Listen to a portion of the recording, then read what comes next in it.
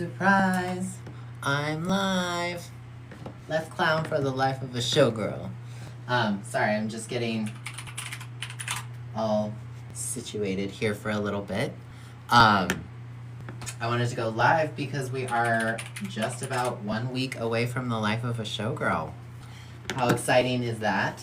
Are y'all ready to stream and watch and party and do all the crazy stuff? It's gonna be a long night next week. Where are we? Where is that Spotify playlist? Sorry guys, I told you. I had something happen earlier today that like threw me off. And so I'm like, where am I? Who am I? What are we talking about?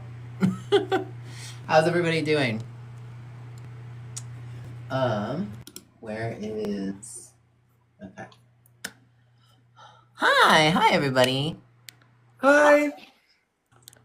Oh, How are you? I'm good. How are you? Good. I can't be on too long, but I wanted to talk to you because it's always fun. I know. Thank you. Thanks for showing up. I'm still like, okay, where's my thing? Did I? I mean, we're 1 week out. It's gonna be crazy. I know, it's crazy. I had a crazy idea that's gonna make my weekend so busy. It is at the the Showgirl movie. Do you know how many times I start my video, or I'll be saying something in the video, and I'll be like, and Taylor on the Eras Tour. Yeah. It's too automatic. Especially with the movie. I don't know. The movie gets me every time. It's like the Eras Tour movie. I'm like, no, Showgirl movie. Yeah, I had to switch that around. And it's like not even like a film.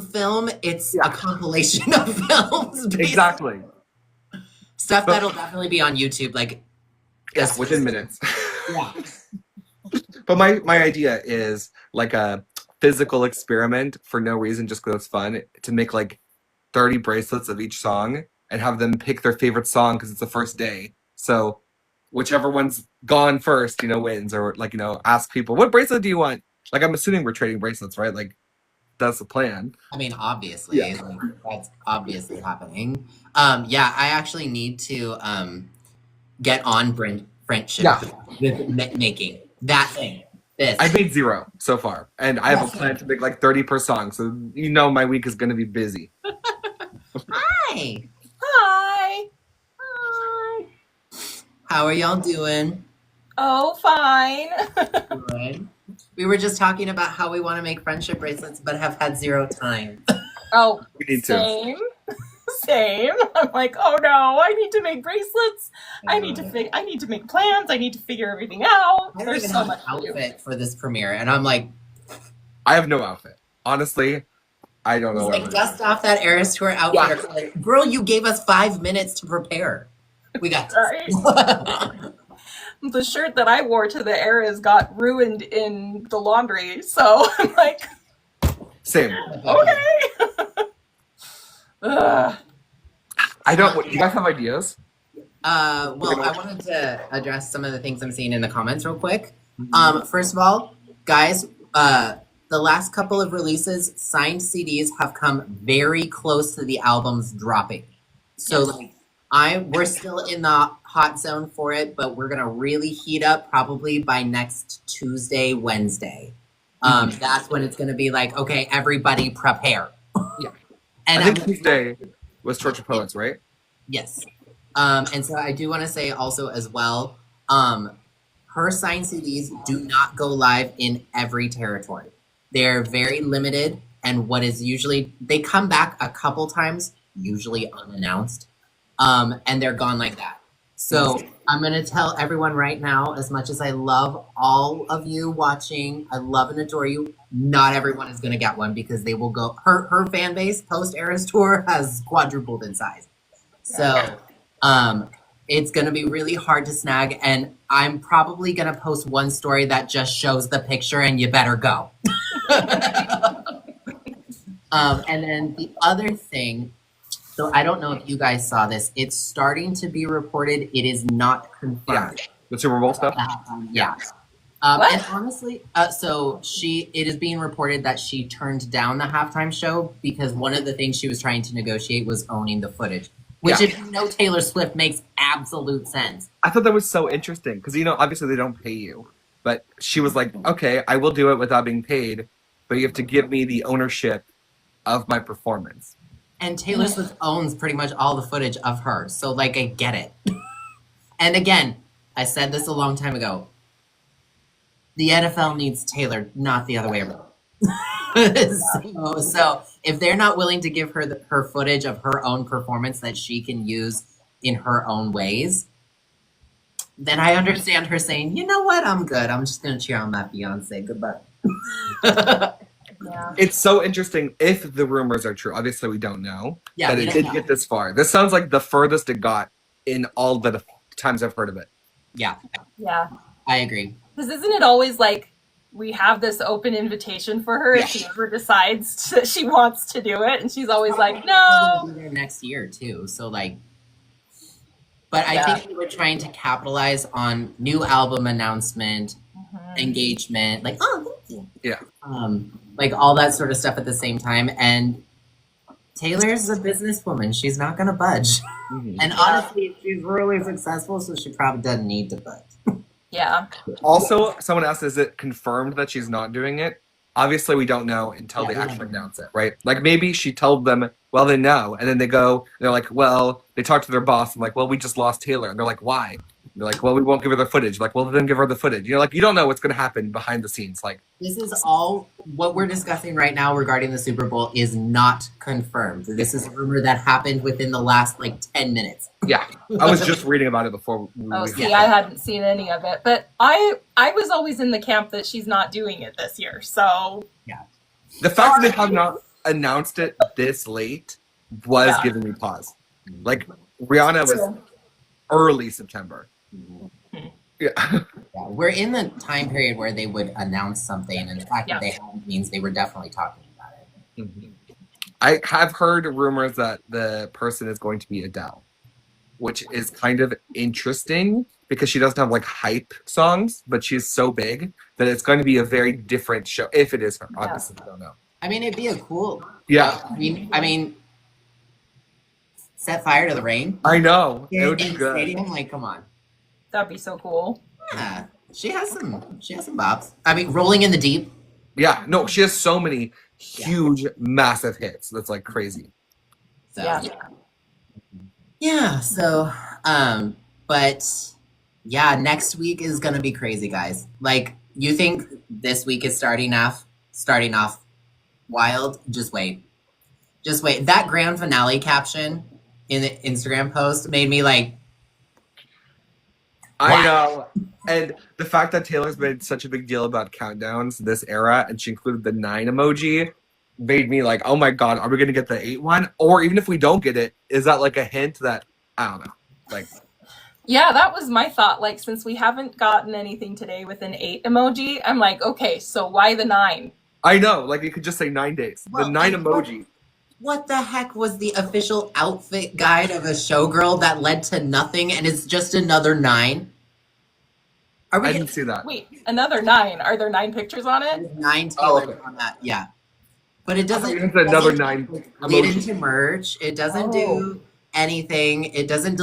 It's not Instagram stickers. It's not any of those things. It's literally just the official outfit. Remember, she wore orange. A lot. I think. Did you notice that there were 2 pictures of every outfit except for the 1989, which had one of the original orange and one of the mix and match double orange? I didn't look hard enough to notice, but I believe that sounds right when you say that. I'm pretty sure there were 8 pictures. It was orange. That's the same thing I noticed. I noticed there was a lot of orange, yes. Hey. Remember how she wore orange? Did you guys think about the Eras Tour? Remember the Eras Tour? Have you talked about the Eras Tour yet? Do you know who you're talking to? You want to talk about Eras Tour outfits? You've got the 2 people right here who made the most of it. I was going to say, my theory that I texted both of you, I don't know if it's a theory. It's a thought, because it's not there's no Easter eggs or necessarily anything. you guys both know I truly believe we're going on tour next year. I don't know if it'll be as big of a, worldwide thing or as many shows. In some capacity, I do think it's happening, and I think that was what this was for. A little reminder of the tour. What do you guys think about that? How do you guys feel? Well, I talked to you guys, a few months ago about how Taylor could continue the Eras Tour brand and do the Eras Tour 2, not like a 3.5-hour show, but that becomes like her tour, like the Monster Ball, the Mayhem Ball. It's sort of her branding. That way she always gets to incorporate something. Clearly on the Eras Tour, she knows that she can add and subtract from any album at any time, and everyone would have a great time. Hi, Dan! You're He welcome. called us legends. If Dan Cashio thinks that we're legends, that's pretty awesome. So, anyway, And sorry. join too if you feel like it. But Yes, this is an open invitation for Swift Talker friends. Right? Sorry. I should have said that. It's not my last. Don't mind me. Carol's like, anyone. That's not what I meant. I misspoke. I spoke poorly. I'm sorry. No, I do think that it's interesting because, like you were saying with the Eras Tour brand, the fact that it was Taylor Swift, Vertical Bar, the Eras Tour, and now it's Taylor Swift, Vertical Bar, the official release party of a Showgirl. Like, she is still using that stylistic, whatever. And I think we've made it very clear that this album is about the Eras Tour or took place during the Eras Tour. Yes. The way they drilled the Eras Tour into the DNA of this album is so interesting to me because, I mean, in a way, it's like she told us what the record was about before she even told us what the album was about. You know what I mean? Like, oh, wow. A dragon. So, whoa, you're a dragon. Open your mouth, you're fire. Thank you. And like the grand finale, we lost the key in Vancouver, 3, 2, 1, like all these sort of things. It's so interesting to me because I think we all talked about this a year ago at the finale where it was like the finale didn't feel truly like the end of the Eras Tour. It did, but it was more like a cliffhanger. Like they filmed the same thing 3 days in a row and did nothing with it. What does that mean? We know she's working on, XYZ. We've talked about a visual component for this record since December, at least. And like the fact that they have really leaned into that with the Karma Door and everything, I just want to know like what the subjects of each song are. Because I hear a lot of people talking about when this album was produced, and people have different theory about, I know all the ties with Reputation and like all these sort of things, but what I don't hear a lot of people talking about is we'll probably, depending on what references are on this album, if she calls attention to specific shows, like in a lyric something or whatever, we'll be able to kind of figure out when she could have written some of the songs. Which, if she recorded the album while she was on the Eras Tour in Europe over the course of the summer, which she records songs like that, I'm not surprised she can record an album in 3 months or whatever. That means a lot of the subject matter is from before the Eras Tour Europe, which is very interesting to me. Because do you think so? Sorry to interrupt, but do you think so, or do you think that she was actively writing in the studio with Max and Shellback? Because we have footage of her doing that in previous albums. Like, what are you saying? No. I imagine like she had her ideas, she had her songs from before the Eras Tour to capture what was going on. But as it progressed, like the album progresses, she probably had a few more ideas that she tacked on, and that 12 recorded records. That, I mean, it's 2025. She easily can be like, "Hey Max, have an idea for this track. Can you create a sound like this?" We go in, this is my idea, strum, strum, strum.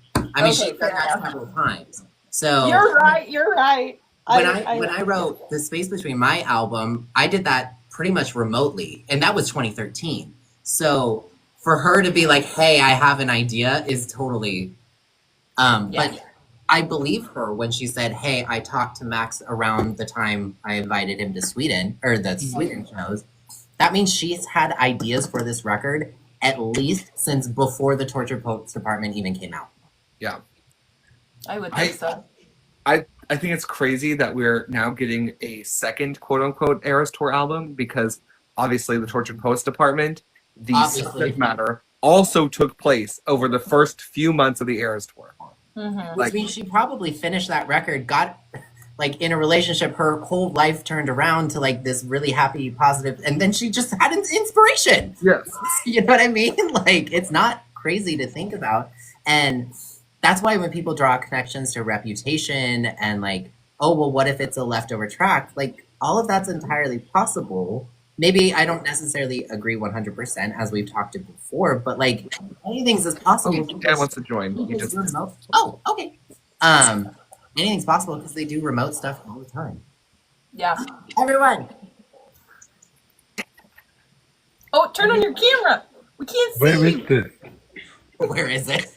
You have to like click on your Do it. Why has it done that for? Hang on. I don't know. It did it for me too. I had to turn it on. Hey! Yay! What's the legend? Legend. No, I have a confession to make, right? What? I am visually impaired because I have glasses, right? But when I put them on, like this eye just loses focus. So I'm blind now. But better to be blind than not hear at all. What, Dan? Look, I'll show you. New glasses or something? I can't control this eye. Look at it. It's just gone. Oh my gosh. I know. It's probably something I should get looked at. It's fine. Everyone say hi to Dan. Let's say hello in the chat. Yes. How are you doing?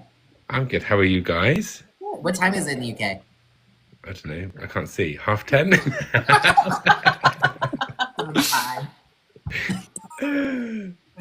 It's like 10:30. Yeah, it's all good. We're just talking about Life of a Showgirl stuff, and so feel free. What do you think about the subject matter? Like the fact that this is our second Eras Tour album. Is that crazy to like think about? Yeah, it's weird, isn't it? Because even like when she announced the Torture Poets Department, like you said, like she was on tour, and it was like, how? So when everyone was like, oh yeah, TS12's coming, I was like, I'll give her a break. I was like, oh, no, it is. No, we know Taylor. She's probably already working on TS13. I love the fact that some people are like, oh, this is it. She said it's the end, no more albums. I'm like, the one before 13, really? No. Yeah. That's hilarious. Yeah, no, it's wild that, like you said, Nick, we're getting a second Eras Tour record, and the fact that this one is so like intrinsically tied to it, like we were talking about earlier with the Carmador, her telling us it's literally linked to the album. Like, I really can't wait to hear like the energy of this record. I love me a Max Martin and Shellback chorus, so I cannot wait to hear. Just what bops these songs are gonna be. It's interesting. I find the track list really interesting because I don't think it matches the title of the album, and things like she's used wishlist with the dollar signs and cancelled in all caps, and I like it. None of it makes sense to me. I'm like, this is so weird. I can't. It's the first time I'm like, I cannot hear the album in my mind before it comes out. Do you know what I mean? That reminds me of when the anthology came out. So I was like so delirious. It was the middle of the night. It was 2 a.m., right? I'd stayed up so late listening to the album. And then all of a sudden, I was barely even processing what the 2 a.m. surprise was. I was like, I'm just going to barely see what this thing is happening at 2 a.m. if it's like a video or something. And then it's like, bam, a second half of the album. And I'm like, Chloe and Sam and Cassandra and Peter, who are all these people? I was so confused. There's like a whole class register of people. I'm like... Right? That was so wild. Yeah, because we'd already, like, everyone was doing deep dives on what could this song be about? What could this song be about with the first 16? And then it was like, I'm like, what are all of these? I'm going to get you back. What? Like, yeah, all like one word. Crazy capitalization with thank you, Amy. And I was like, okay, I don't know what I'm getting into here, but here we go. Do you find it as well? Because like when she did Thank You Amy and like it had the gimmick in the song title, and obviously that song wasn't one of the most well received songs. So instantly, does that give you like a little cause for concern for Wishlist and Cancelled? My thing is like with Wishlist and Cancelled, I know Taylor as a pop songwriter, like really, really well with Max and Shellback. And so for me, her stylizing those words in certain ways is very like playfully buzzworthy. Like we all know about the canceled Vienna shows, so it's a buzzword. If she shows a track titled Cancelled, it's going to generate conversation. If she has dollar signs, how many times a day do we hear about people criticizing her and her money? So it's like ruin the friendship, isn't it? Like playfulness. I have a feeling both of those songs are not going to be what anyone thinks about, but they're going to be funny because they're playful pop songs that will probably play on that sort of conversation. And if this is about everything she was going on behind the Eras tour, you know all those conversations reach her. So I expect some poking the bear a little bit. Because what do you think Ruin the Friendship's about? Sorry. No, that was a good question. Oh, are you asking? Ruin the friendship? Anyone, I think it's about the concept of you're falling in love with somebody who's your friend, and you don't know if you want to pursue that because it would ruin the friendship. Yeah, I think the same, and I think again it's like the Blake Lively thing. She's just using it to get What I was gonna say specifically with the syntax stuff with the dollar signs and exclamation points is they remind me a little bit of Reputation, which with all the stuff that we say, the album feels very similar. Max Martin, Shellback, a lot of the same photographers. When Ready For It was announced, ... Ready For It ? I was like, oh my god, there's like so much punctuation in a Taylor Swift song. It was crazy. Okay, someone can correct me if I'm wrong in the comments. I think that was her first time with a punctuation mark in any song. Obviously, since then we've had a lot of question marks and exclamation points. It wasn't her first. What was before? Come back, be here. Oh, true. Oh yeah, but that feels like in the middle. But I guess that makes sense. I'm just talking about the question mark. I was gonna say Carol's the one. I was saying Chloe. Oh, I Knew You Were Trouble had the period. Oh, it did? When it first came out, the deluxe doesn't have it anymore. But I Knew You Were Trouble, period. That was also crazy. I'm just saying that's what it reminded me of. Oh. Okay. Yeah. No, I think you're right. I mean, there's like parentheses, but because what Cancelled is about like ... and come back, be here. So. Yeah, I think Ruin the Friendship is gonna be more along of like, I don't know if any of you know the Demi Lovato song called Ruin the Friendship. I feel like it's gonna be somewhat in that vein of like, we should cross the line here. You got a thing, I got a thing, let's have a thing. Yeah. What do you think? I think the same. I think because I had a thing where I was like, initially I thought Ruin the Friendship was going to be a song where she does that flipperoony thing where like, you know, I did a video about it where she like repeats a certain phrase through the song and then at the end she flips it and changes the meaning. Like, you're on your own, kid. Yeah, you can face this. So initially I was like, oh, she's going to be like people trying to ruin the friendship, but ultimately you can never ruin the friendship. And I put it on, and then I was talking to someone about it and they said, no, it's about if we cross this line, we can never be friends again. And I was like, oh no, you've got it. Yeah, that's right. Oh, that's kind of cute. Yeah. I mean, she could write. There's still a love twist on that. If it ends up being a love song, like you could, oh God, I don't want to ruin this because what if we ruin this friendship kind of thing? Like that's sort of a twist at the end.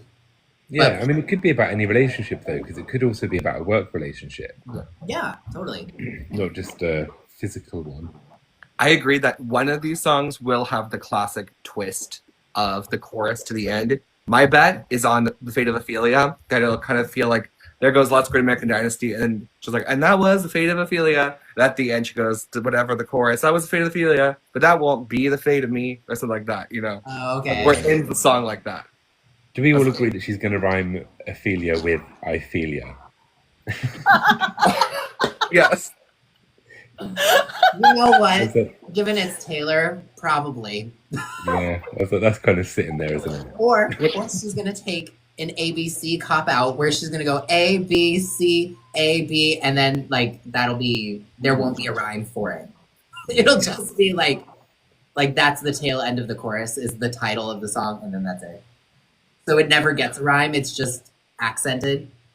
Yeah, because I think the thing I find interesting at the moment as well is like Taylor Swift introducing new generations of fans, which is why she's so big, right? So the people that were there for debut and Fearless have grown up, and then there was a new generation that joined for 1989 because Shake It Off was just an absolute. It was in all the kids' parties, and it's been a hot minute since she's had a song that can do that because they've been a little bit heavier. There's been a little bit of a swear word or whatever. So she has picked up fans through the way, but from her older music. I don't like my kids. Like it's all 1989 and Fearless. It's like Midnights. They're not fussed by it. Folklore Evermore. Do you know what I mean? It's like they're too young for that. So there is a part of me that thinks that she's gonna release a single from this album that's gonna get the kids, and then it's the next generation because that's how she does it, isn't it? I mean, it's the perfect time to, you know. Because like I feel like Beyonce also is like an artist that has done that and hasn't done it for a little minute. So it's like the way that you ensure that you're like, you know, carrying on your legacy to carry on being relatable. I don't know. That's just a random thing. What is interesting with that is, do you think we will get explicit tracks on this song, on this album? That is one question actually, because Torture Poets Department was basically fucking in it, wasn't it? So like, it for real interesting to see. I wonder because like you would think with the song titles that she chose that some of them feel like they would have explicit, but we don't know, right? It is odd that we don't. When we look at the mock-ups of the CDs, there is not the parental advisory sticker. But Tortured Poets didn't have that either. Yeah. I was about to say the same thing. Like we don't know. Yeah, we don't know. We didn't find out. See, I remember asking people, saying, when do we find out if it's explicit or not? And they were like, I don't know. I don't really remember because I don't really pay attention to that. And so I was watching because to me that matters because I'm a clean version girly. And so I remember when it was announced. I don't remember like the day, but I remember because everyone was like, oh, we got so many explicit tracks. She's going to be going off. And I was like, oh no. Because I did the classic thing where I obviously was like UK, right? So I woke up and was like, oh my God, this Torture Poets is out. Oh my God, there's like a whole other load of tracks. I literally was like, oh my God, I felt like hungover because I was awake so early because of the kids. And then I listened to the clean version accidentally, and I listened to Down Bad, and I was like, there's something doesn't sound right. And then that's the song I realised I was like, this is too clean. I clocked the lyric change and was like, I'm listening to what am I doing? I like the swear. Yeah.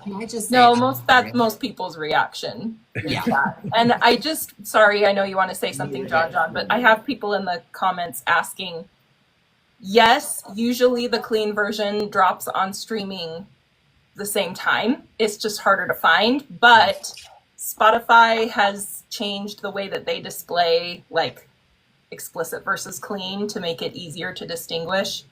Apple has a way to distinguish it already, so it should be the same day. People are like, it's a day or two later. No, it's usually the same day. But yeah, from my experience, it was the same day because I was like, pretty sure it's wait. The clean version is what if I can't have us? Oh, sorry, you should. No, it's like, what if I can't have us? Yeah. Like, okay. I was going to say, as an artist, my pet peeve about clean versions of songs is when they don't make sense or they lose some of the grammatical impact of the lyric. They go for like a sound rather than a lyric that would be better with a different word. And that always bothers me. Yeah, Sabrina Carpenter. My own little pet peeve to myself. I hate when...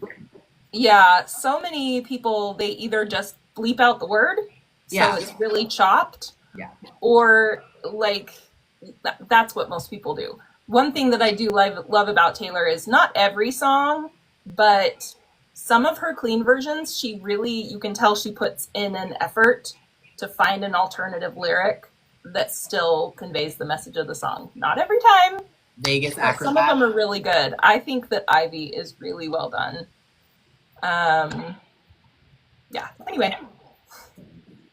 This is interesting, actually, because I've never explored this. Well, how does she start? You'll know this. The one, how does that start for the clean version? It's just bleeped. The one is one that doesn't have, To be fair, like, yeah. That one's just bleeped. Yeah, because I was thinking that there's no way you can convey that with the same. There's no equivalent word, is there, for that situation? There's not a good one. Nope. I've never thought about this. Tomorrow I'm gonna listen to all the clean versions of Taylor Swift songs. Oh, I got what was it? A couple weeks ago, there was a glitch going on with. It was an accidental glitch, not a glitch. It was for Karma. The Vegas Acrobat line was being displayed on the explicit version instead of instead of the clean, and so I got so many DMs of people being like, "She changed the lyric," and I'm like, "Oh no, honey, we just don't listen to the clean version." Yeah, no. Back in January, there were all these people who were making really mad videos because they're like, they totally censored Taylor. I went to listen to Tortured Poets and suddenly everything is clean and it's like not, and where are my curse words and all this stuff? And I was like, no, they're still there. It was when they were switching everything over. And for some reason it was defaulting to the clean version instead of the explicit version for some people. And they were losing their minds. They're like, what is this garbage? Like, you're listening to the clean version. You just don't realize it, but it's been there all along. So it exists. Yes, it exists. Because for Taylor Swift, I don't think it bothers me that much. But like, for some artists, like Sabrina Carpenter is one, where I'm like the songs are not clean by definition. So like when you clean them up, like with the language, you're like. See, that's my issue too, is there's a difference between dirty language and dirty subject matter. It's like, I don't care what Sabrina changes, it's not going to change her subject matter. I saw someone play the Tears on the radio, and it's basically...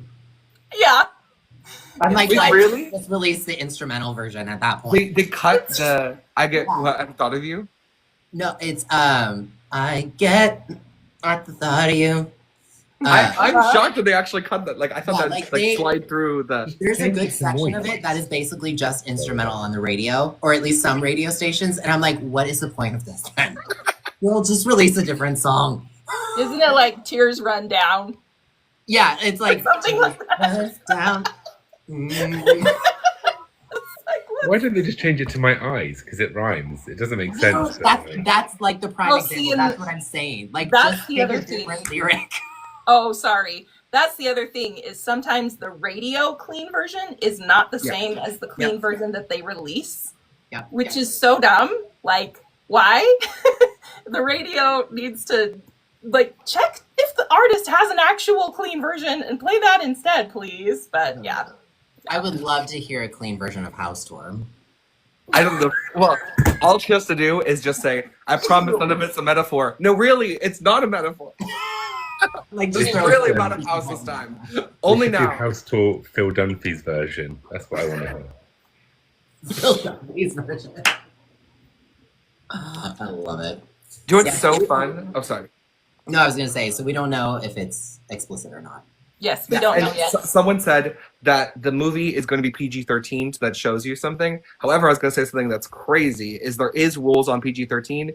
You can only have technically 2 F-bombs ever to be PG-13. Yet, I don't know what Taylor did. She did some sort of sorcery with the rating system. The Eras Tour movie has more than 2 F-bombs. It is the only movie, as far as I've ever heard, that is still PG-13 with that. And so, I don't think we can know how many F-bombs are in, the Life of a Showgirl movie until we hear the album. Because we get the lyric videos. Like, if we're gonna see it, it's gonna be on screen. Well, everything that I've seen just shows not rated. like, did they release a rating for it? I did not.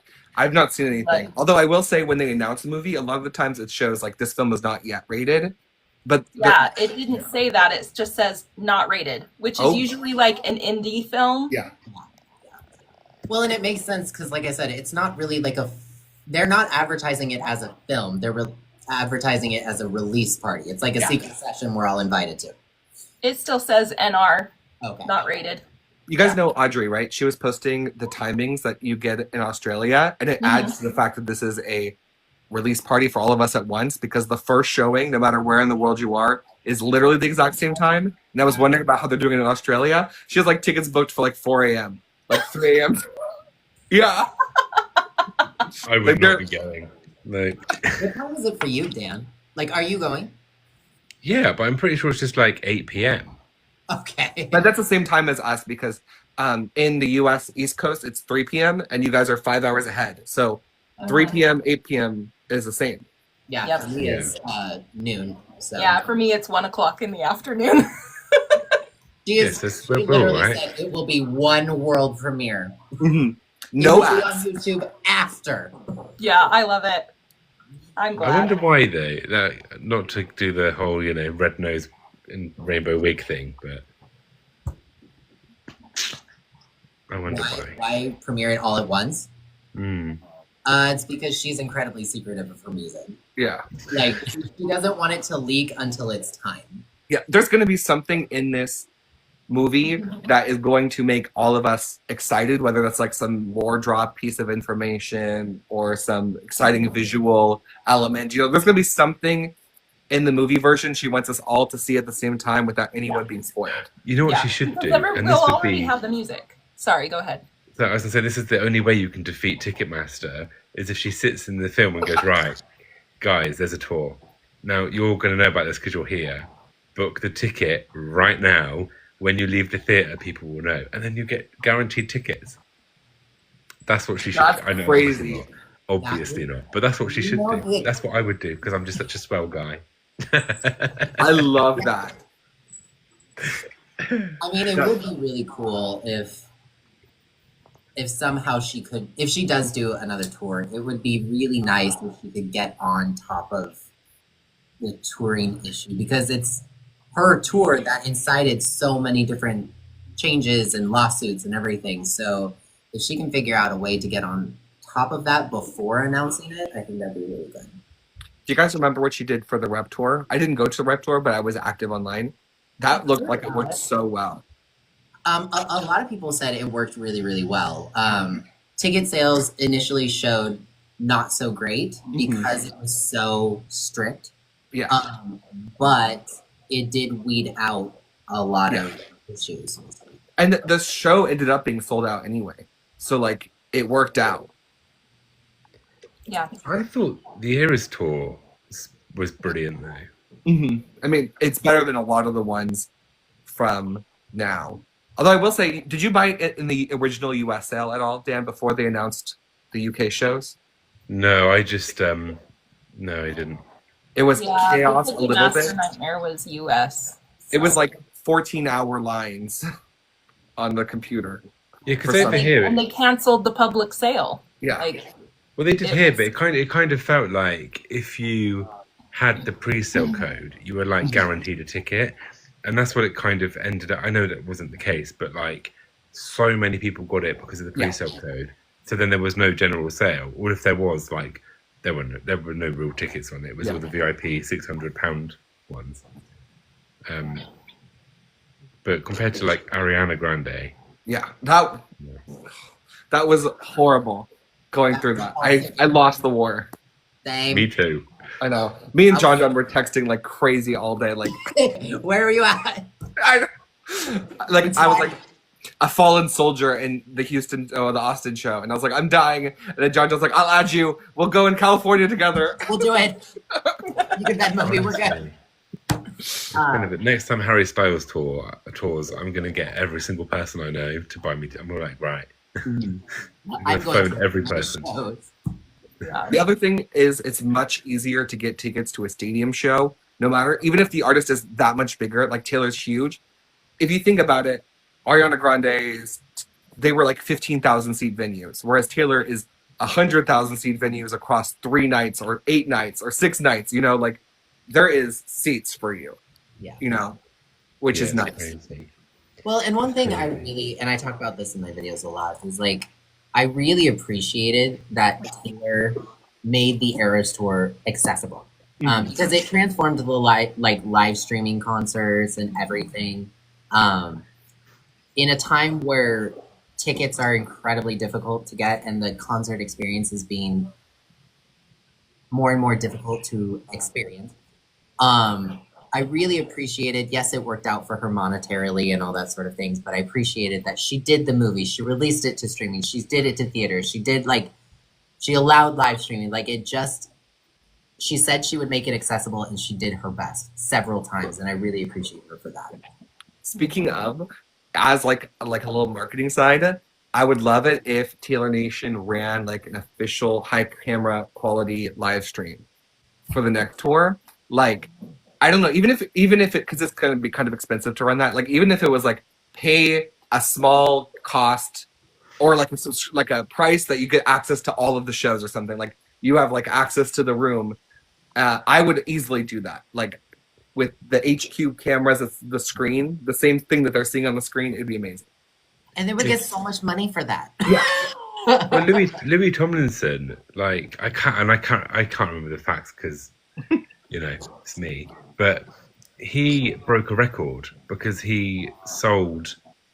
It was at the Away From Home festival or something he played at, and they did the official live stream, and he broke the record for the amount of people on an official live stream for a concert. And I think it was when Away From Home festival he did the first one in London. It was free, so everything was free. I'm pretty sure, I might be wrong, but like it's so simple, isn't it? And I get that there's a whole thing like you've paid for tickets and like will people be pissed off or not? But I'm like clearly not, because we've had the experiment now. We were every single show was fully live the whole time, and people still had high demand for tickets. Like, oh, someone earlier mentioned while you were saying the live stream that Sabrina did it as well. She only did it at this last festival, and it also was free, and it worked so well. Yeah. And Taylor Nation did do a high quality stream of, Paramore sets for 5 seconds. I remember that chaotic day. Well, they did the acoustic sets for the variant announcements. Yeah. So, I mean, I could see her at least doing maybe like opening night or something, or closing night, or I don't know. It'd be Dream, would it not? I don't know. We'll see. I remember how the Eras Tour live streams evolved, because I think we've talked about it before. I don't remember if you all said you were watching the first night's live stream. If you compare how we were watching on the first night to how we watched it later, Carol, you came at the right time for enjoyable live streams, because they were like glitching every other word, and then it died, and then you had to find another live stream, and then everyone would go on there and it would crash. Like, it was crazy. Oh, sweet Eras Tour. You were an experience. It was crazy. The thing is, like, if you're a Harry Styles fan and a Swiftie, like there's a big abyss right now, because you literally went from Love on Tour live streams every night to Eras Tour live streams every night, and then all of a sudden you're like, oh my god, I don't know who I am anymore. Have anything? Where's my show? It's like, what do I want? I'm like watching actual TV, and I'm like, this is so boring. I want to know what the surprise songs are. Like, Lorelei, sing The One or something. Make it move. Come on. I love that. Exactly. Taylor's always done surprise songs, like basically since like Speak Now era. And I love how since the Eras Tour specifically, it's like caught on everywhere now. Like Sabrina does the Spin the Bottle. I just saw the other day Conan Gray's on tour, and he does like a thing where he picks a fan like the 22 hat, and they break a wishbone. The wishbone, yeah. And whoever has the bigger piece gets to pick between 2 surprise songs. That's perfect. I know, and I just don't forget Benson Boone with his covers. Oh yeah, like I love it. Like I love the fact that this is happening. Like it makes it so much more fun. Yeah, like it's more fun for the audience to not just see a repeat show. There's something new happening. And it's probably more freeing for the artist too, to be like, to not have to do the exact same thing every single night. Yeah, that's the thing. Like, like I'm in the minority because the Eras Tour documentary, I'm like, yes, it would be amazing, but also I don't think we're ever going to get it. But the one thing that I really, really want to see from it is Taylor Swift in a room, deciding what the mashups are going to be, putting them together, working out what, which 2 or 3 to put together, and the other ones as well, like guitar versus piano. That's the bit that I'm like, if I could only get one thing from the Eras Tour documentary, it would be the mashup process of creation, because it fascinates me that she did that. Like, It was insane. weekly. Well, and like at each city and each night, like what made her decide which thing was which? You know what I mean? Yeah, exactly. Like, obviously, like she must have been like, "Oh, we're going to Wembley. Let's do London Boy. Sweet, that's an easy one." There's some But then obvious- it's like, what do I put with it? Like, Come Back, Be Here, and all of it. I'm like, I would love to, like, yeah. Well, 'Cause she and mentioned it in the there podcast, didn't she? There were some surprise song sets where you could tell it was the whole, like, it wasn't just, oh, I'll do this on guitar and this on piano. Like London Boy, she did London Boy and then Dear John and Sad, Beautiful, Tragic. Sorry, I had to check my poster. I love how you have it to hand. I mean, we're still referencing it. She might as well have it accessible. Exactly. What I would love to see on this next tour is some sort of like rotating set, like not completely rotating in the best way. Like, let's say she has like section A, and I'll make it easier with the Eras Tour. Like, let's say she has Fearless, and she does like You Belong With Me, Love Story, and then Fearless some nights, and randomly some other, like, like that's set list A, and then there's like sometimes she instead does The Way I Loved You, but it's always one of those 2 songs. So it doesn't require so much practice of being like, it's a different song every night, but having multiple points of the night where it's like your show has its own unique fingerprint, because like you got The Way I Loved You, but you also got Long Live, which is the normal one, like something like that would be really fun. Yeah, because Harry Styles did that to a point where he was it Daylight and Stockholm Syndrome, where he like alternated the same song. I got Stockholm Syndrome twice. Oh, I'm happy with that. But it's all that kind of stuff, isn't it? That just makes, it's like everyone says, like every single Eras Tour show had its own special moment. Like, and it's like, even if it didn't have something big, it always had the surprise songs like at the end. I still can't believe that I saw her in Seattle right after Speak Now TV came out, and Long Live was on the set list, but then it was removed, and then I go to the finale and she does Long Live. I was like, how did I get it both times? Yeah, that's amazing. Hard. That's Like- the one thing I think. Listen, right, I'm gonna say it. She got it wrong. Long Live should have never been taken off of that set list. I don't care. Like, I get it. I get everything else. I get the Tolerate It because it was deep and theatrical. She replaced it with deep and theatrical TTPD. I get it. But taking Long Live off that set list, that was a crime. She should be tried and tested. I agree with that fully, because I'm such a Speak Now stan to my core, and I was like, I went a couple times near the beginning, the first few shows, because that's when she was in Texas, and I was like, I don't know if I'm going to go again. She added Long Live to the set, and I'm like, I would love to see Long Live. And then she announced the European dates. My family lives nearby. I actually had tickets for Vienna. I ended up going in London instead. But I was like, we are going to see Long Live, guys. This is amazing. And then she like goes to Europe and she's like, no Long Live. And I'm like, Maybe it'll be my show. Oh, dear. Yeah. Yeah. Which London shows did you go to, Nick? I went to 4 and 6. Which shows did you go to, Dan? You went, right? Oh, I knew you were going to ask this. I don't know Went to- numbers. Night I went 3 to with Travis Travis, and right? Gracie, Night which I 3. think was 3, Yeah. and I went to I Did Something Bad, which was Night 6. 6. Were you there for night 6? Yes. What the? How did we not? I don't know. That's frustrating. I also didn't realise. I'm not even joking. Somebody did a compilation. They did a compilation of all the Swiftie TikTokers reacting to I Did Something Bad live from the stadium. And I was like, they were all in the room and I didn't know. I didn't know you were there. Jojo, Nikki, Alex, Courtney, literally everyone. I was like, I left the stadium. I was like, I cannot believe everyone was here, and I did not know about it. Yeah. It was sad. Dan just showed up and looked pretty. You're not even. I just showed up. The way I was not clowning for night 6 at all for like Reputation. I know some people were, but then when she started saying I Did Something Bad, my heart dropped for a second being in the audience. I was like, am I here for this moment? My favorite thing about it was right here basically, and I just was like, wait, what? And then there was this huge thunderstorm outside. I was like, the universe is a Swiftie. It was crazy. Like the whole house shook. I was like, oh.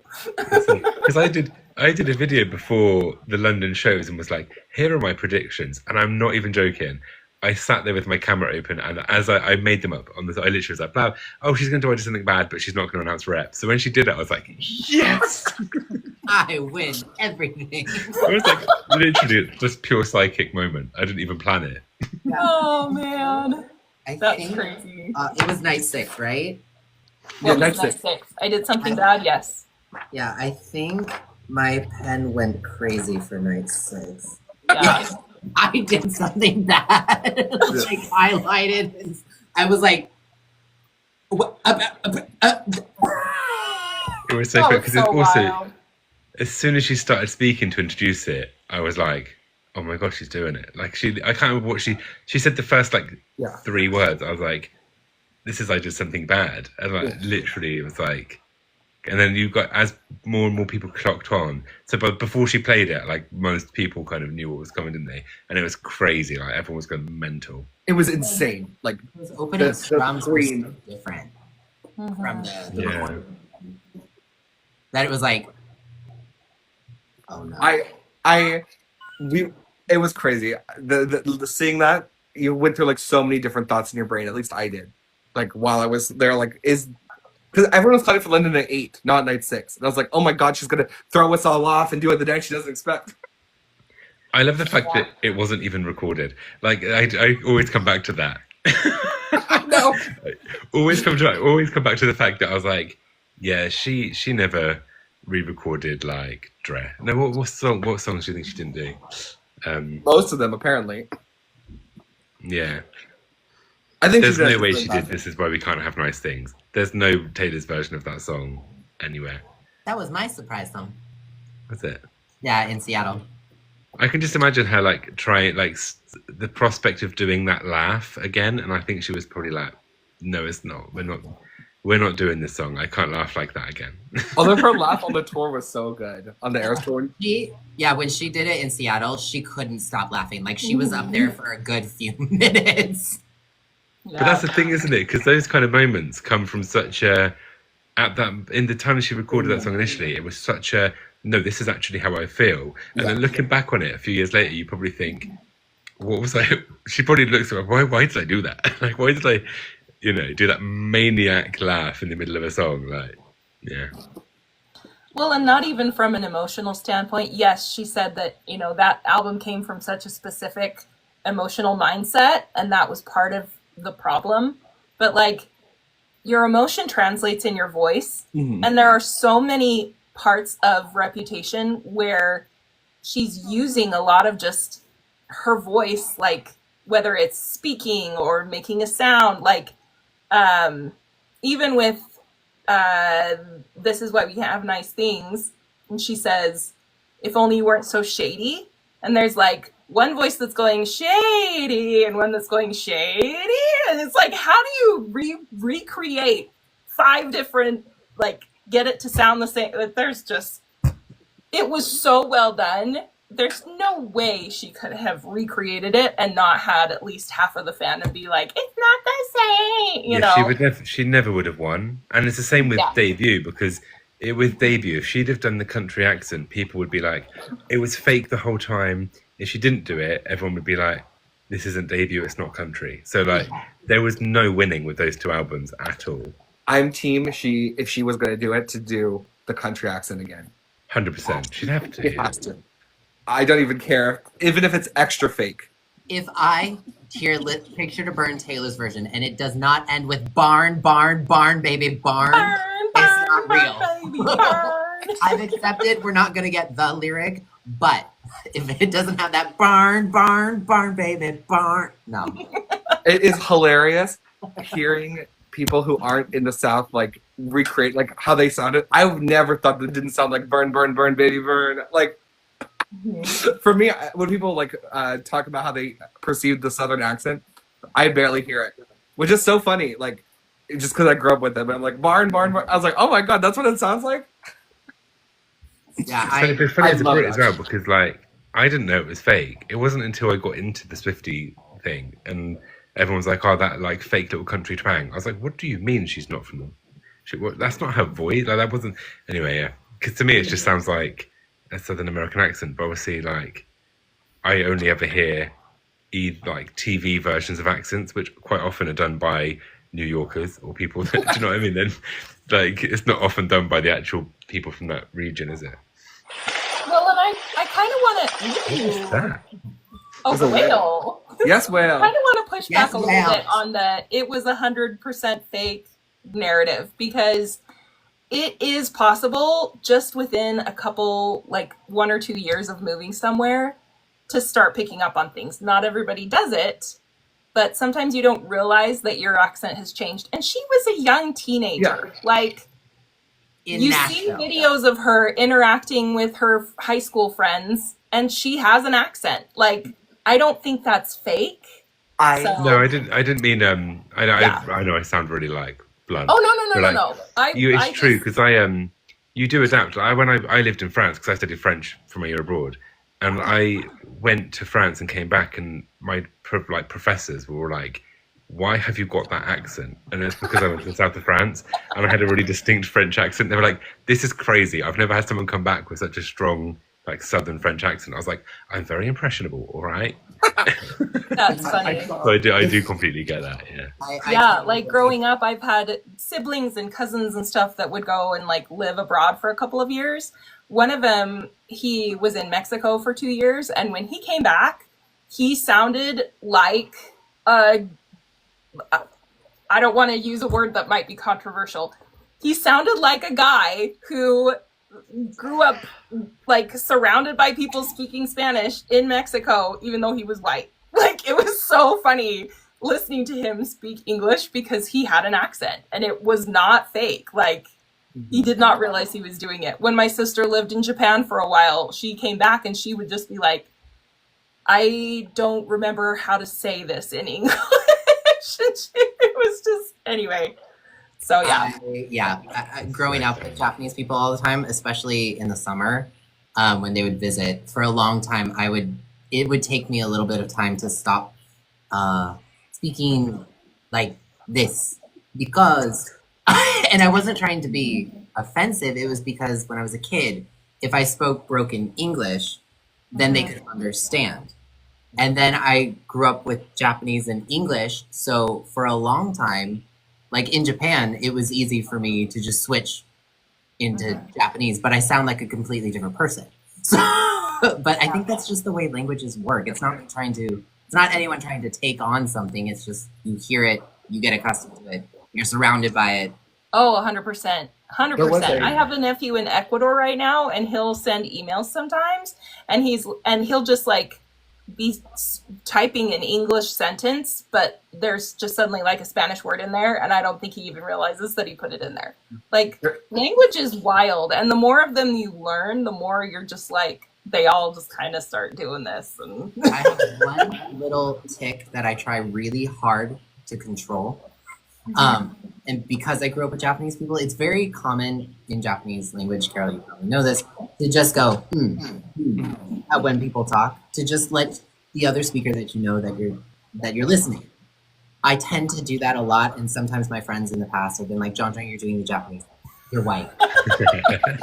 I saw a video earlier today, actually, specifically about Taylor Swift's country accent. And it was by a professional linguist And what he does, he has an amazing TikTok page, by the way. I'm sure some people in the comments have seen him, where you make a video and he can tell you exactly where you grew up. Like he's like, Yes. he's like, you're in Houston. He's so like, good. He's there. He made a video about Taylor, and he was like, I can prove that it's not a fake accent because this is legitimate country. Like she's talking like someone from Nashville. She's not talking like generic country person. And she's like, he even pointed out, even when she was doing a country accent, he's like, and this is where you can hear that she grew up in Philly. The way she said this is very Philadelphia. And then it's like, it just points out when these accent marks changes in different parts of her life. When she moved to New York, he was like, you can tell she's purposefully correcting it here. This is not how you would say it in country or in New York. It's like a forced change. She was like learning how to speak again in a different way, which is so interesting to me.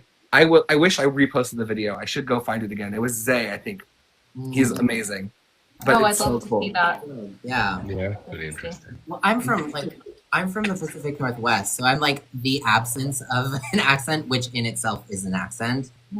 Like we have a lot of actors who come into Seattle and Portland to sort of like learn how to have a neutral American accent. But for me, when people are like, you sound like you're from the Pacific Northwest, I'm like, what am I saying? What gives that away? Yeah.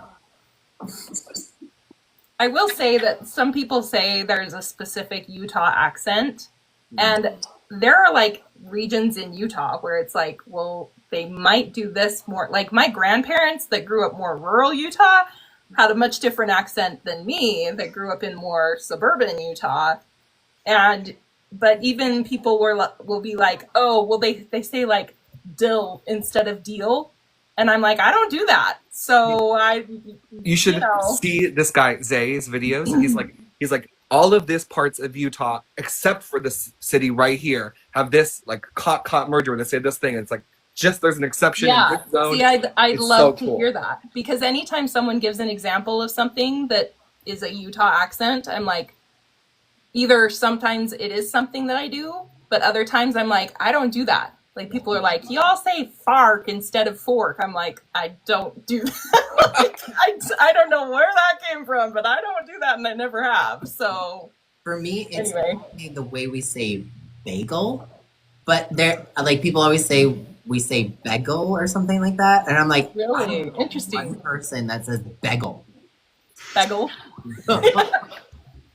I don't know. That's so funny. weird.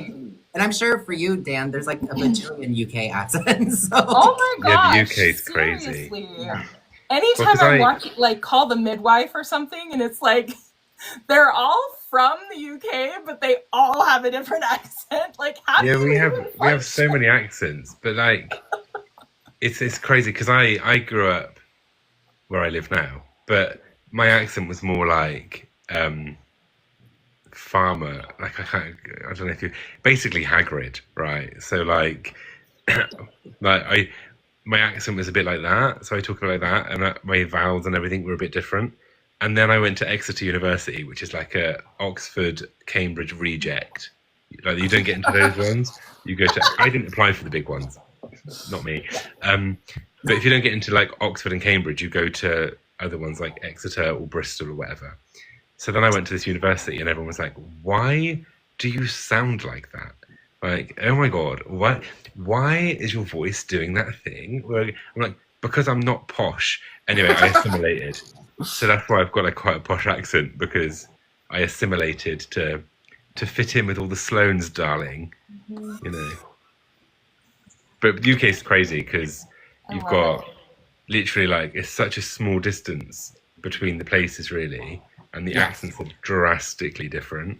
It's crazy. It's fascinating. I love it. It's I find languages incredibly interesting. Yeah. And one little quick thing for me that no one ever guesses that I grew up speaking Hungarian and then English, because obviously when I was 5, I moved to Texas, and so I learned how to talk at a very impressionable age. So even though I spoke Hungarian before, I actually don't know how to speak it now. Isn't that crazy? When you move somewhere and no one knows how to speak your language and you don't talk about it, you completely lose it. And so it's like basically English is the first language I learned effectively, even if it's not completely true. But language is so... Sorry, I know we're talking about Taylor and now we're talking about language. It's just so fascinating. It's a John live Taylor's stream. all about Sorry, language. it's a Carol live stream. That's what we do. You know? Shelby says, does anyone know where Alex Day is from? He's so cool. He grew up on both US and the UK as a kid. That's why he sounds like both. Yeah. It is so interesting how sometimes he sounds very American and other times that British accent totally comes out and it's like, wait a minute. It's like, anyway. I had it. So who's that actress? She's really famous. Oh my god, what's her name? She was in Sex Education. She's like total MILF kind of. Gillian Anderson? Yes. Fully has a different accent depending on what country she is in. I've heard that. I've heard her talk. So like she literally does interviews in America in an American accent, and then the next day she's in Britain and she's just got a British accent. Yeah. And I always knew her as British, and there were Americans that always knew her as American. And when Sex Education came out, they were like, she does a really good British accent. I'm like, what do you mean? She is British. It's crazy. Like she just flips completely. It's mad. Oh, that's so funny. Languages. They're very interesting. Do we think Taylor will do the country voice for Life of a Showgirl? I'm joking. That'd Wait, be funny. this is in the chat. Hi, Liz. You can join us if you want. Literally, I might have to tap out with Liz because I have to go. I was supposed to go at 5, but I love talking too much and I don't even care. I'm like, I can be late for whatever. I like talking I with should you. probably go to bed. It's like 11:30. Yeah.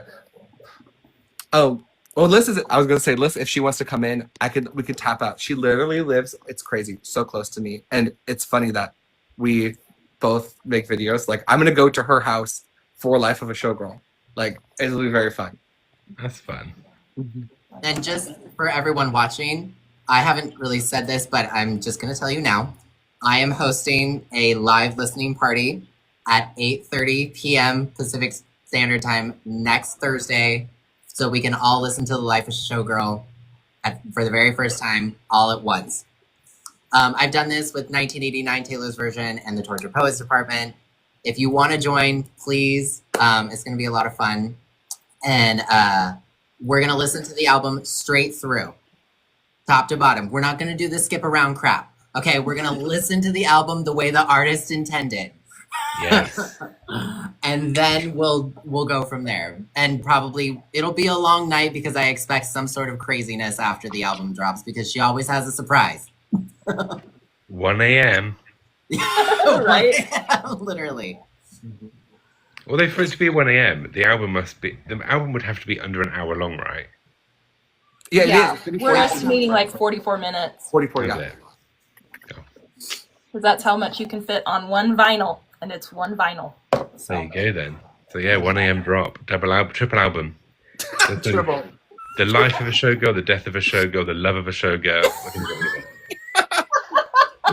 and then the Rep TV Vault tracks. All on the same night.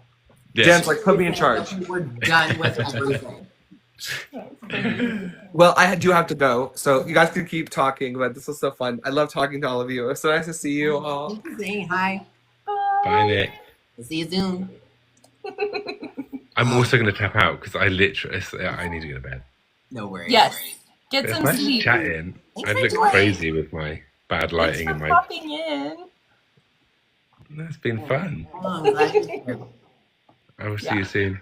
All right, get some sleep. I probably won't, but yeah. Bye. Bye. Oh man. Has Liz put in a request? There's people in the comments saying she wants to come. No, I don't see her request. Okay. Send it again, Liz. You're more than welcome. If she wants to. Yeah, please. Come clown. We got 1 week until the Life of a Showgirl, people. Are you ready for it? Dun, dun. Oh. John, That can was I fun. very formally ask you to post clips or the whole live of the release? So I won't be able to repost the live because I will have copyrighted content playing in the background, her album. YouTube will strike it and tell me it's blocked. That's why a lot of my live streams have not been reposted. But I will probably splice it and show all of my reactions. Yeah. I'll do some chopping. Yeah. And this isn't my live, but if anyone's here to be watching for me, I am planning to also go live separately while I listen, because when you're like this, like, it's a little hard. The recording quality isn't the same and the audio gets garbled. So I'll be on my channel myself so that I get those reactions and can share clips later. But after I've listened, I'll probably be popping onto some kind of group something, hopefully, if that's okay. We will have plenty to talk about. Oh, I'm sure we will. I just need to figure out where to listen, because, like, this is my bedroom. My husband will not be happy if I'm reacting and talking. And my kids are just down the hall. So I'm like, I don't know where I'm going to listen, but I'll figure something out. Well, because that'll be like, what, 10 p.m. for you? Mm-hmm. Okay. But my kids have school the next morning. My husband gets up early. So it's like, what do you do? You know? I don't know. I mean, it's like I've told you, I've had to film content in the car. Yeah. You know? I might just have to say, honey, I need you to sleep on the couch, and I'm going to put, like, towels around the door. I love you with all my heart, but... He'd probably be really supportive, to be honest. Like, yeah. So just tell him, hey, you know what? Mama's got to work. Okay, so... And it involves listening to new music and clowning. He was just telling me last week, he's like, if you want to try and pursue, like, doing even more with TikTok and trying to earn an income with that, like, I'm fully supportive of that. And I'm like, I'm trying. I can't master the algorithm. It's fine. But I think he's just really discouraged because the job hunt is not going well. But no, that makes sense. Yeah. So, but I bet he would be supportive. I just would have to soundproof my door so that my kids aren't waking up down the hall. So. Well, you don't want to be like a 1 a.m. surprise. Right? That absolutely everyone saw coming. Yeah. Oh my gosh. So do you think there will be a surprise at 1 a.m.? I don't know if it will be exactly at 1 a.m., but I do think that she will do some sort of curveball. I still believe her when she says there's no more music coming. It's very rare for Taylor to call attention to that, to be like, look, no music, no music, no music. Yes. Is it still possible she could have recorded other songs for the album that didn't make it? Sure. But I believe her when she says, hey, there's no music. But we've been clowning about a visual for this album since a long time, last year.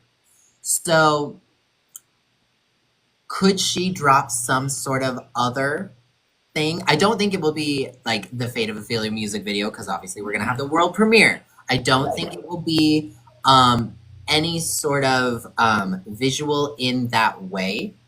It will be something that enhances streams of the record, but it will also give more to the fans because that's what she likes to do. She loves to throw a curveball, but we also have to keep in mind that we're expecting something.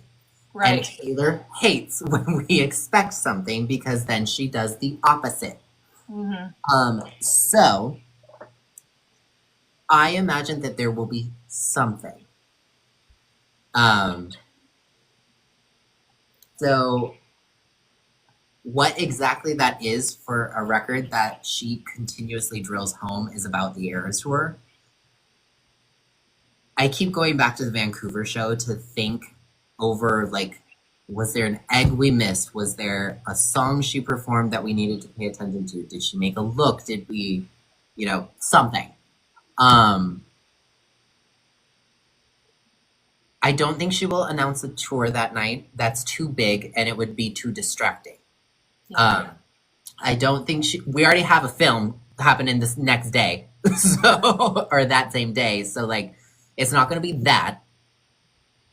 But I imagine something will come that we are not thinking of, because that's what Taylor loves to do. If we're not thinking of it, it's going to be that. Yeah. Oh, I have no idea.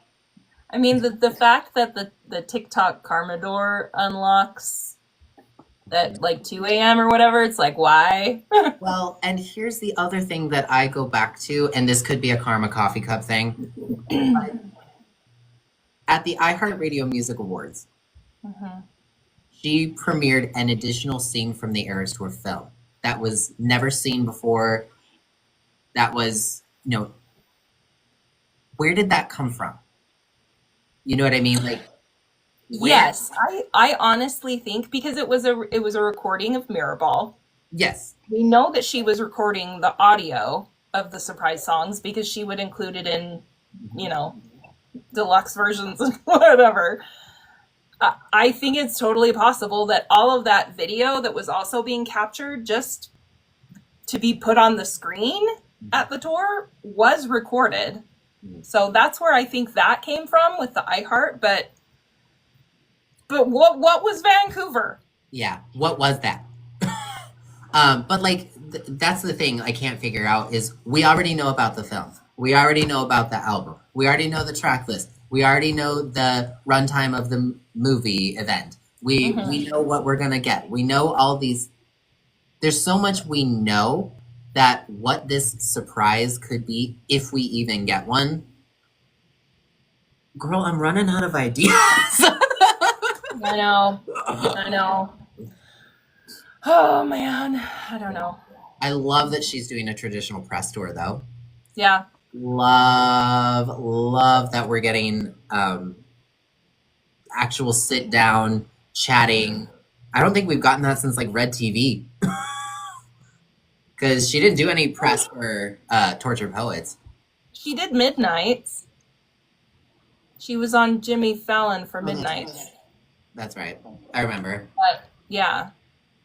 I don't know. We're getting Graham Norton and Jimmy Fallon for sure.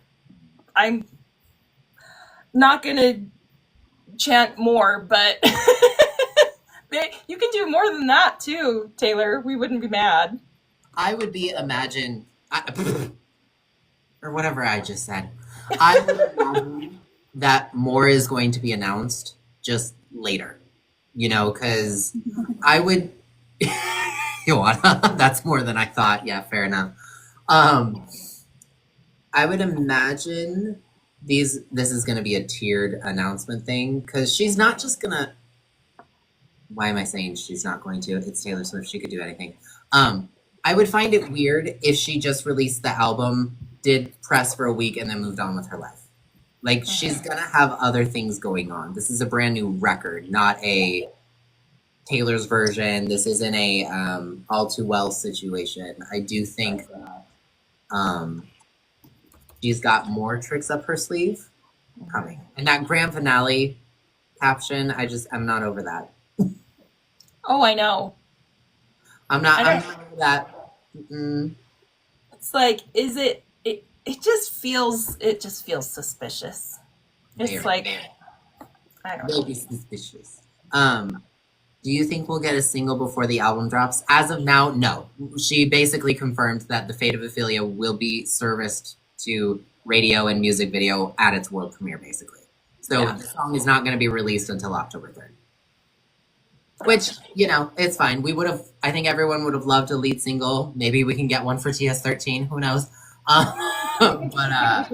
No. I at this point, it's pretty much confirmed. Yeah. And also, it's really close to the album dropping, so that feels weird. At this point, it feels weird to release a single that nobody's... I think it's just odd. Yeah. Oh, do you think we'll get a Midnight's Manifesto or whatever we're called? A manifest? Yeah. I mean, the fact that she did one for Tortured Poets, I would think probably. I mean... just as reminders, like, this is happening at this time. This is, like Graham Norton at this time, Jimmy Fallon at this time. I don't know. It'd be hilarious since we went down that hallway into the Tortured Poets department. It'd be funny if we got out of the Tortured Poets, did a little look at Midnights, and went down the hall. Yeah. Like, let's go down the hall, and where are we going to end up? In a theater. But how is there the Midnight's room, a Tortured Poets office, and a theater in the same building? It's her asylum. we listen and we do not judge. No, it's totally exit fine. doors. So maybe we go out the exit sign in that video, and then we Yeah. get the table or whatever for that. I don't know. Passing the clown room on the way. Oh, the whole building is the clown room. Yeah, the calendar with 1 star. We had 3. We had 2. So maybe 1 star. That's true. I will say that while I know there's been some oddities this rollout, I do love the payoff so far with the Commodore, the orange, the theories, the amount of things that people said we were crazy for, clowning about, ended up being true. I just love that. Like the Commodore in particular, because there were so many creators that made videos about the Commodore, myself included, that went, ranging from way out over here to way over here. And the fact that it really did mean something, I think that's really satisfying. Yeah. Oh, man. Okay, what do you think about all this exit sign business? Show business. I have no idea. The one thing that I will say that I don't think necessarily meant anything was when that's show business for you, or baby that's show business variant was on the website, and sometimes that exit sign shard was like popping up. It wasn't always there, like depending on which version of the website you were on, because it was a background image. So like if you're on a desktop and you have this, then it's in this place. And if you're on a mobile and then, so I don't know if that one necessarily was meant to be like, this is something huge, but I have no idea. I don't know. Clearly it's something. Like, well, I mean, it's one of those things that it's like, it's Schrodinger's exit sign to me. It both is and it isn't, because like to me, it's been appearing a lot, which is something to put a pin in and make note of. But in the same way, it's an exit sign. Backstage at a show, the exit door is everywhere. You're gonna see it. And if this is about backstage, you're gonna see the exit sign. And so like it both works as an aesthetic and a Taylor Swift. So it's like, I don't feel like telling people, no, you're wrong about the exit sign, when it could be. But also like aesthetically, there's some logic here. Like it makes sense for a show business aesthetic and theme. Of course you're gonna see exit, exit stage left. You know what I mean? So it's like, I don't really know what to make of it either, other than we're seeing it. Well, and the thing is, like, even when people were saying, "Oh, she exited through the Commodore on the last night of the tour," I was like, "But it wasn't even there anymore. Like, the screen was blank. So did she, or was it just she left through the main stage instead of going down into the floor because everybody was still on the stage?" Like, I wasn't sold. And so it wasn't until the podcast when she's like, "And I exited through the door," and I was like, okay, it was something, but I don't know. Okay. Yeah, like, so that's why I'm like, I don't know. Exit signs could be part of the backstage theme, or it could mean more. I have no idea. I mean, we still don't really even know why the Commodore. Like, yeah, the fact that, they keep saying we'll go through it when we listen to the album. So at this point, part of me is like, well, what's the opening line of the Fate of Ophelia? Is it something about I walk through the exit door and blah, blah, blah, blah, blah happens? Right? And I don't want to suffer this same fate of, I don't freaking know. But like, um, you know, like, is that the lyric illusion, or is it, you know, like, I don't know. I don't know. And we I don't don't know. know until next week. At least it's only a little over a week away. John, you should know you're a songwriter. That's what I'm saying. Like, could it be the opening lyric and that's sort of the tie-in thing? Yeah. You know, because I'm trying to think. I don't know. What is the opening lyric of Lavender Haze? Staring at the ceiling with you. Meet me at Other than meet me at midnight. Yeah. Yeah, which is a perfectly timed lyric for announcing at midnight. You know what I mean? Yep. So like, there's that tie. Let's see. I was supposed to be sent away, but they forgot to come and get me. Mm-hmm. That more introduces the record. So I don't know if we had. I mean, I guess there's a tie-in there, like with the loneliness sort of thing, vibe of the Torture Poets Department. But I don't think there's that sort of direct correlation to the opening lyric. Except for the I love you, it's ruining my life. Which is a perfect tagline for that album. So I'm trying to think, like, and maybe that's show business for you. Does that come in The Fate of Ophelia, or is that in the title track with Sabrina Carpenter? Which is at the very end of the album. Yeah. Yeah. And Taylor doesn't really put title tracks at the end of the record, which lets me know that we're in for a show. Yeah. And I really don't think that The Life of a Showgirl is going to be a ballad. I don't feel like this album is going to end with a ballad. I have no idea. I don't know. Oh, that was a continuation for Hits Different. Yeah. Just Take Me Away. Oh my. Or Have They Come to Take Me Away? Okay. Yeah. Oh yeah. Your key in the door, or Have They Come to Take Me Away? Okay, so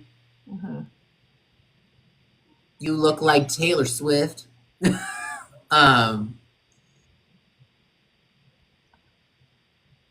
In This Light, We're Loving It. You got Promise to Be Dazzling.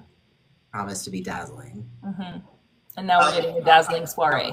Oh, girl. Yeah. Okay.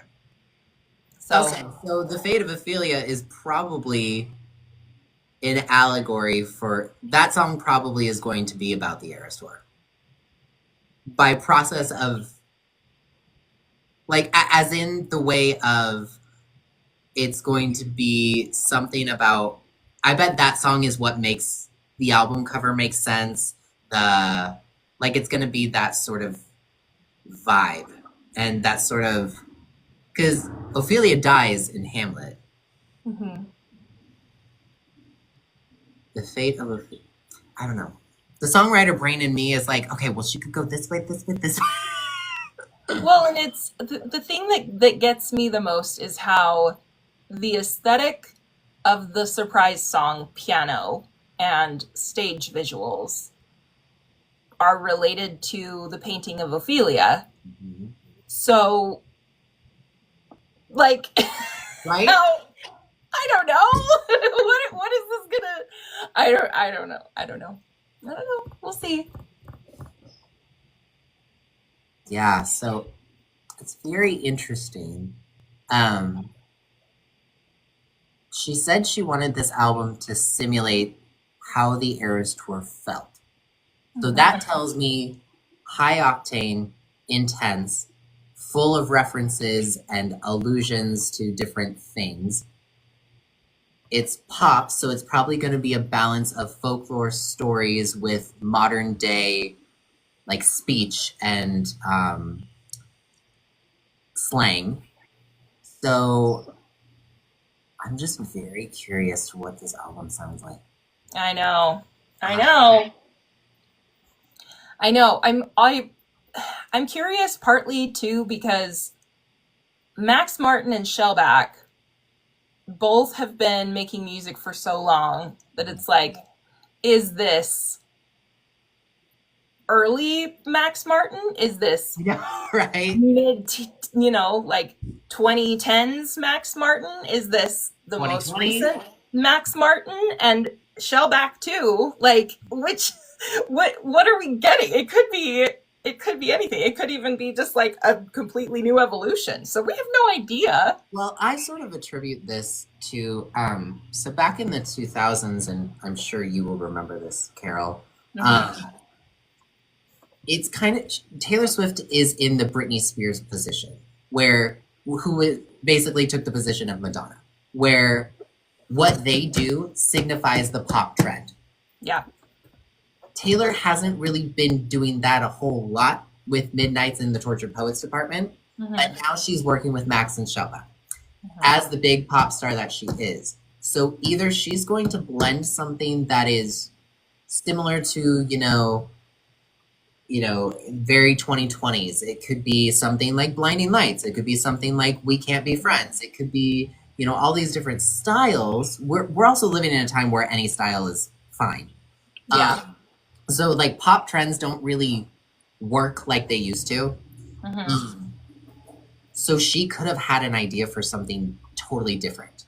But I do find it interesting that the first sound attached to this album that we have is was it This Is Why We Can't Have a Nice Night? No, So It Goes. It was So It Goes, and then Gorgeous. Which are the two lighter entries on Reputation, but still bops and bangers, you know what I mean?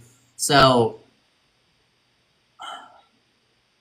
I don't know, I can hear in my head, knowing Max's productions, like thumping bass lines, I can hear the energy, and so these titles just are my gears are turning, and I'm just trying to picture what I do. What I mean by lighter entry is there's a difference between I never trust a narcissist and so gorgeous. You know what I mean? Yeah, Gorgeous is definitely light. So It Goes is obviously lighter. Yeah. In a weird place. Yeah. It's a sonic thing. It's not subject matter. Like Delicate is, well, for lack of a better word, delicate. It has some darker undertones to it, but it is a lighter entry. It's a perfect third single. Whereas Gorgeous has darker undertones to it, but it's a lighter, sillier song. I'm so furious, kind of thing. Same with So It Goes. There's some darkness to it, but it works as a lighter entry too. It works as a reprieve. So I just am curious. And considering the Tortured Poets department was filled with so many ballads, so many sad, depressed songs, I kind of think that these 12 songs are not going to lean into that as much. I don't think there's going to be a lot of sadness on this record. There's going to be hardness to it because the Eras Tour was freaking hard. You know what I mean? Right. And there was a lot that happened, as we know. So, sorry, I'm rambling. I just... No, you're fine. I'm not surprised they chose Rep and those songs in particular in looking back at it, because I can see why that vibe might match. And it will be interesting to do a comparison once we actually hear the songs next week. Yeah. Oh, crazy. It's interesting. I'm looking at Max Martin's discography and searching for ones that he did with Shellback as well, which has been less common in more recent years. They've been working as much together as they used to. Yeah, but since 2020, they did one song with Adele on 30. They did one song with Pink on Trust Fall. And they did one song with Ed Sheeran. Okay. And Aaron Dessner. Okay. That's interesting. That the production was Max Martin, Shellback, Aaron Dessner, and Fred again? I don't know. That's a combo. Yeah. But that's... What Ed Sheeran song, by the way? Is it says Eyes Closed. Eyes Closed. And it doesn't have an Oh, it's on Subtract. Oh, okay. 2023. I don't know. Yeah, they haven't been doing a lot of stuff together in recent. I actually haven't heard a lot from Shellback in a while. And I think a lot of that, to be honest with you, is because I can tell you this directly from my comment sections in 2020. A lot of that sound in 2010 was viewed as cringy for a very long time. It was viewed as like too millennial pop. And that sort of like dance pop sound was really rejected for a while. But now it's come back because people crave energy. People are kind of tired of the depression aesthetic. Yeah. Because the world is like crappy. So a lot of people love, you know, songs that help them through their hard moments. But if you'll notice, a lot of the songs that have really went viral, Golden, you know, Abracadabra, they're all high energy songs. So I'm inclined to believe that this record is going to actually be high energy. Yeah. That's why I'm not entirely surprised that she went back to Max and Shellback, because they dominated that sound in the 2010s. Yeah. It's interesting. Those songs that I mentioned are like the only other songs that are listed on his Wikipedia discography, other than 1989 Taylor's version, Red Taylor's version, and Showgirl. Like since 2020, 2021. In 2020, he had 3. He had a Jonas Brothers song, a Sam Smith song, and an Ava Max song. Shellback or Max? Shellback. Yeah. And everything after that has been Taylor, other than the one song with Adele, the one song with Ed Sheeran. That's crazy. Yeah. Wait, where did the song with Pink go? Oh, that was 2019. Oh, way to go. No, I'm just kidding. Yeah, they've talked about it being high energy. I'm just trying to get a gauge on information high energy. Yeah. I don't know. Because even like Max Martin, I don't know. He does a lot of things, but it's been like Ariana Grande, Coldplay, like all over the place. I don't know. Max actually has a much more diverse songs than the songs he's usually credited with, like Baby Time and stuff. The man can write a whole wide range of genres that people don't give him credit for. Yeah. So that's just why it's so hard to be like, it's going to sound exactly like this, because we're so far removed from Reputation, 1989 Red. Like, what's Taylor going to do? We have no idea. What is it going to sound like? John, you're supposed to know this. I like literally what I can hear. If it were my perfect album, I would put Taylor on tracks like, well, I mean, like 22. That song, the verses are totally country pop, very Taylor. It feels like a perfect night, and then it's I don't know about you. And so I can hear something like I can hear something more, not mid-tempo, but radio-friendly, like Blank Space. But I can also hear something like, you know, that sort of style of sound that's like from the 2010s. You know, like Katy Perry's Part of Me. Miranda Cosgrove, Dancing Crazy. Like, all these 2010s Max and Shellback sound that could be really, really high energy, banging chorus that's super catchy, that The Fate of Ophelia is just going to be an earworm. Like, we look at that now and like, The Fate of Ophelia, how do you make that a catchy pop song? But then you think it's about Taylor, who constantly uses weird words. Yes. And, you know, then it's like, oh, wait, I can see something here. I see the vision, let him cook. Yes, exactly. It's crazy. I don't know. Yeah, we'll find out. We'll find out. Out. Yes, we will. And they could even blend in, like I said, more modern sounds, some more texture to the productions, like We Can't Be Friends, Ariana Grande, Twilight Zone, Blinding Lights. Like, they could blend in some of the more textured style. I mean, heck, even, like, My Boy Only Breaks His Favorite Toys. You know what I mean? That has texture to it. That's not a very simple and clean production. It's kind of muddled and messy. Which makes it sound really cool. Is it that 80s vibe? But we'll find out in a week. We'll find out. Oh my gosh. I don't know. It's crazy. There's so many possibilities. I know. It's really exciting. What Abby's asking, what do you hope is included in the movie? Or the experience, the release night?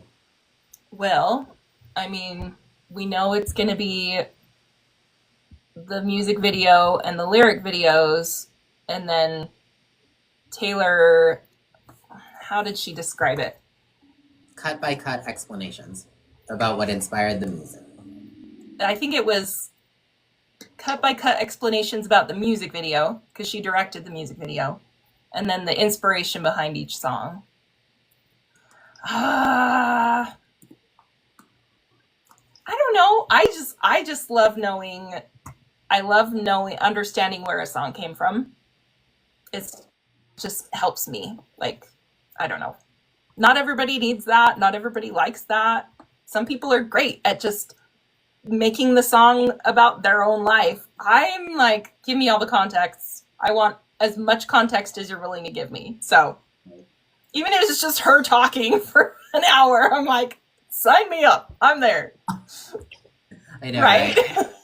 I love when artists talk about the writing process of a song. I wish artists did it more, except there's such a pressure to leave a song up for interpretation or whatever. It's like, I think it's more cool when the artist is like, so I wrote this song that I really enjoy. So this is how I came up with the melody. And I was going through this really crazy thing that happened. Like, I love that. To me, that helps connect to a song even more. Like, I've fought for years about the whole songs are too personal or whatever, and now it's like, no, the more personal the song is and specific to you, to me, makes it more relatable because I feel like I'm talking to you. You know? Yes. By the way, you were right. She says, you'll get to see the exclusive world premiere of the music video for my new single, The Fate of Ophelia, along with never before seen behind the scenes footage of how we made it, cut by cut explanations of what inspired the music. You were right. And the brand new lyric videos from my new album, The Life of a Showgirl. So I'm here for all of it. I'm with you. Like, tell me what inspired this song. You know, anything you're willing to share. I want to hear it. I want to hear it. That's just me. So, yeah. Now,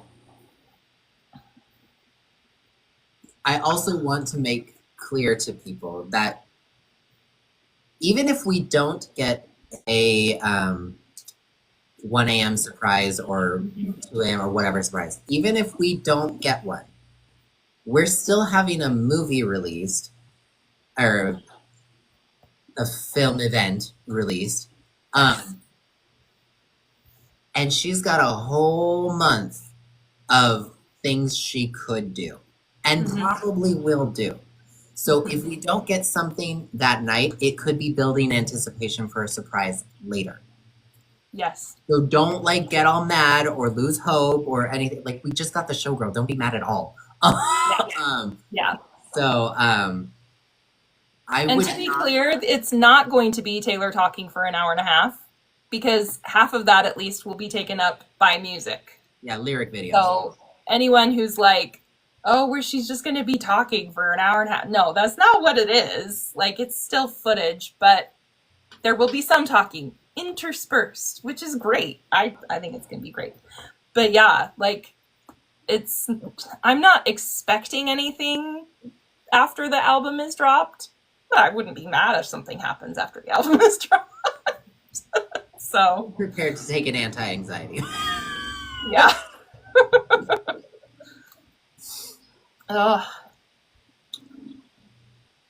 I remember when I first heard her say that it was all like recorded when she was on the European leg of the tour, which implies that all of the inspiration material happened before, so anybody who's saying, oh, it's about this or this or this, if it happened after like that first part of the European leg, it's not about that. Sorry, guys. I mean, is it possible that she had track ideas and concepts and finished the lyrics later to a song? Sure. Yeah. But, and we know she revises her music before she releases it. I mean, most songwriters will. Yeah.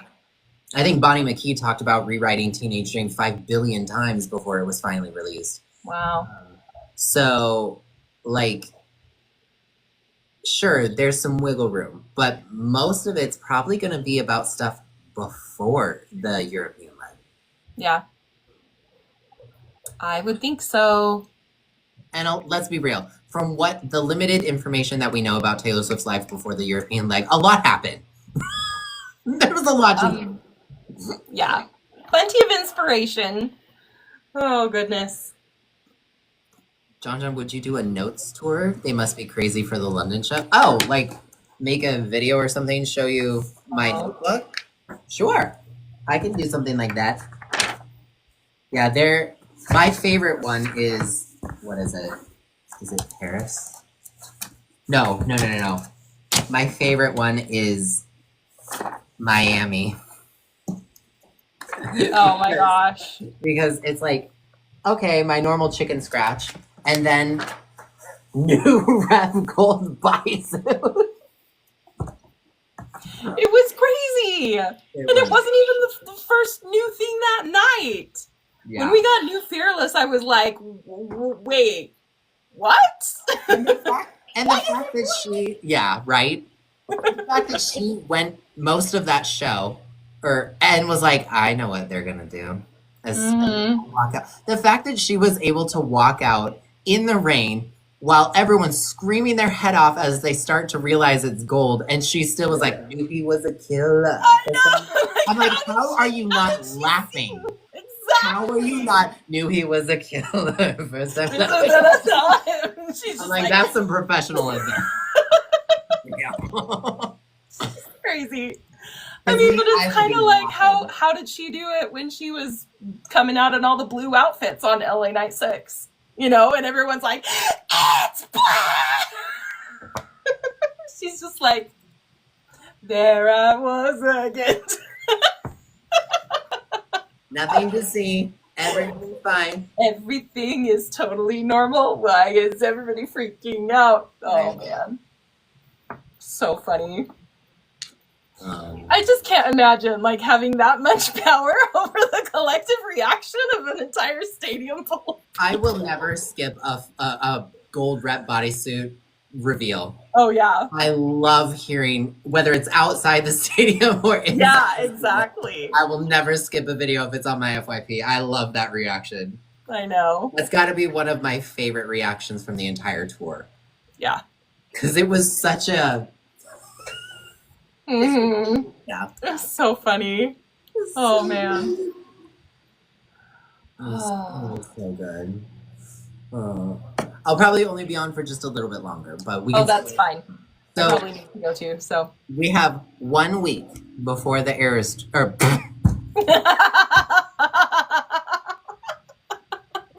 Eras tour. You did it again! Is what I was definitely going to say. Called The Life of a Showgirl. That's definitely what I meant.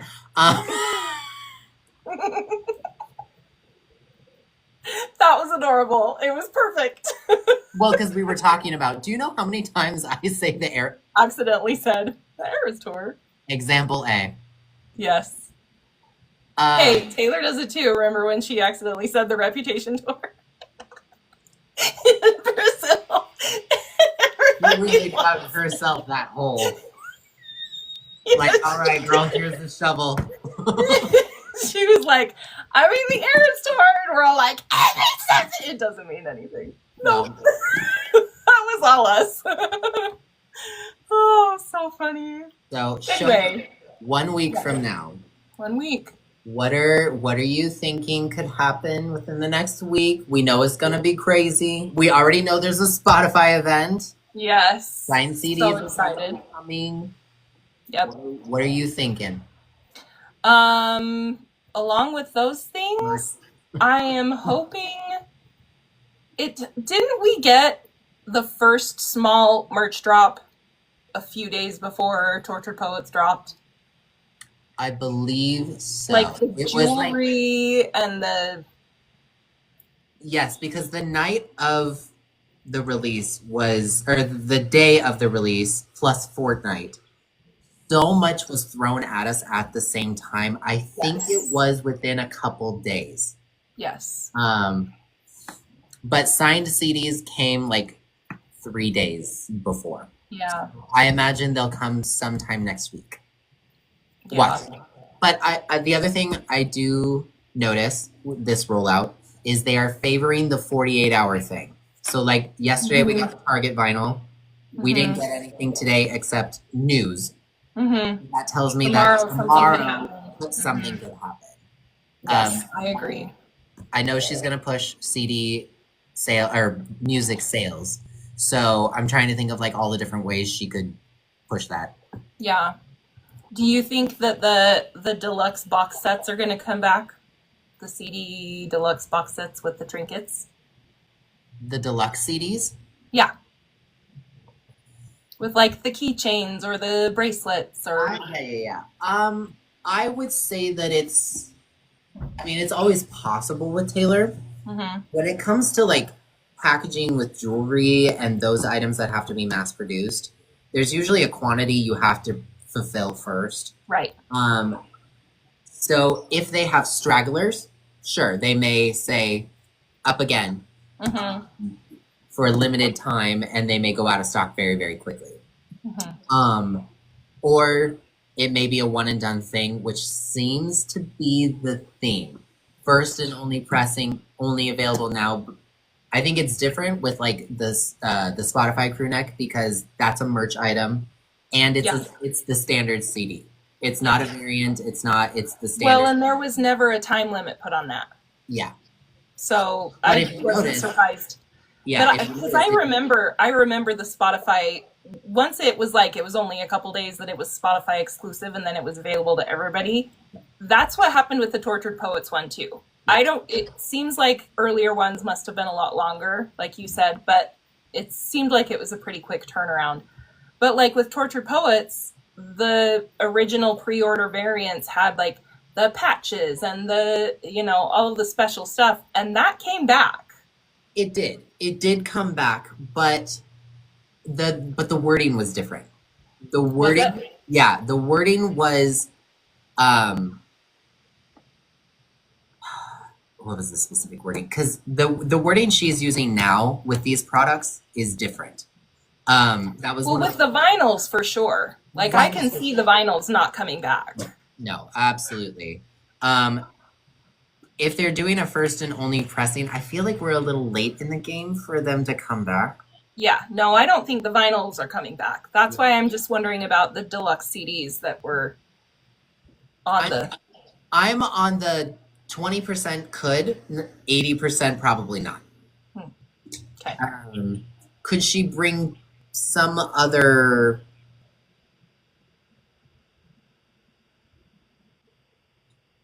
It's possible she could do one more variant that we don't know about. We already have a lot, and we have a lot of buyer exhaustion that I think she and her team are probably aware of. Yeah. Well, and the way, because she said like Showgirl saves her best for her grand finale, here's the final variant. That's how it felt to me. Like, that's the final variant. When I say like, yeah, like that's kind of what I'm thinking. Like, is if she had a final variant, I don't know of anyone who does this, but then again, I never predicted a heart-shaped final. What if she has a star-shaped one is what I'm thinking. But there's too many bumps in it that I'm like, I don't know if that would work. Well, I think it would probably only be a single. I could Yeah. see something like that being like a record store day exclusive. Or Next. like I don't even know if that would even like work. Like mechanically.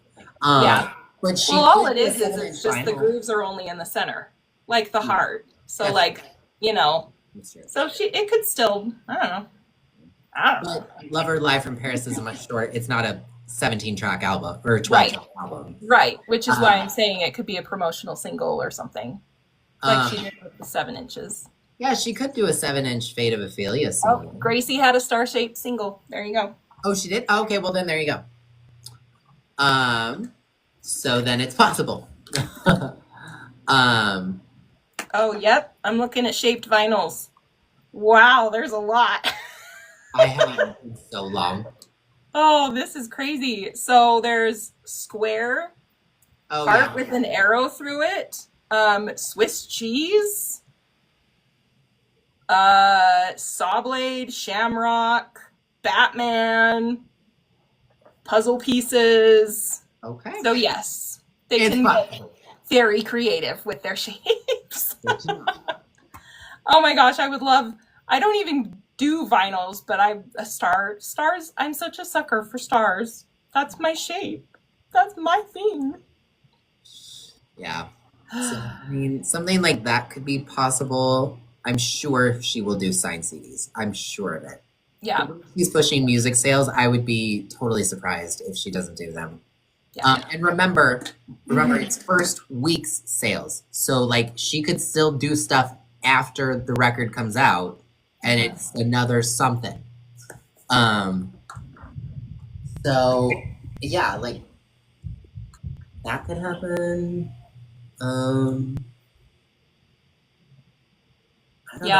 I do think that we're done with vinyl variants for the album, personally. Yeah, I feel like this one gave Last Hurrah kind of vibes. Yeah, very much so. Um, So jealous of all the international people who could buy it straight from her. I know. Like, Target. Good thing I'm not a vinyl collector. I'm just like, well, okay. Boycott intact. But, anyway. Yeah, But yeah, signed, for sure. Yeah, and just one thing about Target is like, one thing I find really funny about this era when it comes to Target exclusives is when you really look at it, when you really zoom out the picture here a little bit, she didn't give Target crap. She gave them a poster that in the announcement page, they released the photo that is the poster. And they gave them a poem that will be on the internet 5 seconds after the album is out. And it has a pretty pink picture and a vinyl. There's no exclusive music. There's not a DVD. There's not rep magazines. There's not lover journals. She gave them a poster. Yeah. To me, that's giving contract fulfilled with record label. I did the bare minimum. Here you go. Yep. The only thing that I would say would have been even more like putting her thumb on it would have been like the orange vinyl with a poster. Like that would have been the ultimate. You can have it. But I'm sure that there are things contractually that, and she didn't, I mean, other countries still got it too. So it was probably just like internationally, I want for there to be 8 variants. In the US, I have to make one of them a Target exclusive. Okay, fine, you can have this one. But like kind of. Well, and like all of the visuals we have for this record, other than Taylor herself, are all Black women. Sam was in the last production, but he's in the background. The focus is Tamia. Yeah. So like, you know, I think that that's something to take note of as well. Yes. Am I in love with a Target exclusive? No. But I also understand how record contracts work. And sometimes, yes, even for Taylor Swift, things are out of her control. Yeah. So do the bare minimum and do what you can control. So, you know, I think that that's something to take note of as well. Yeah. Some people were asking what color. So the pink one that she released yesterday in the United States, that is the Target exclusive. She also did the CDs with the posters, just the posters, not the other extra stuff. as Target exclusives, but they're also the last revealed after people have already bought all of them, all Yeah. the other ones. So like, yes, there is a strategy here I see that I find very interesting. yes, yes. Which is why I'm not getting online and criticizing her when I understand how record contracts work.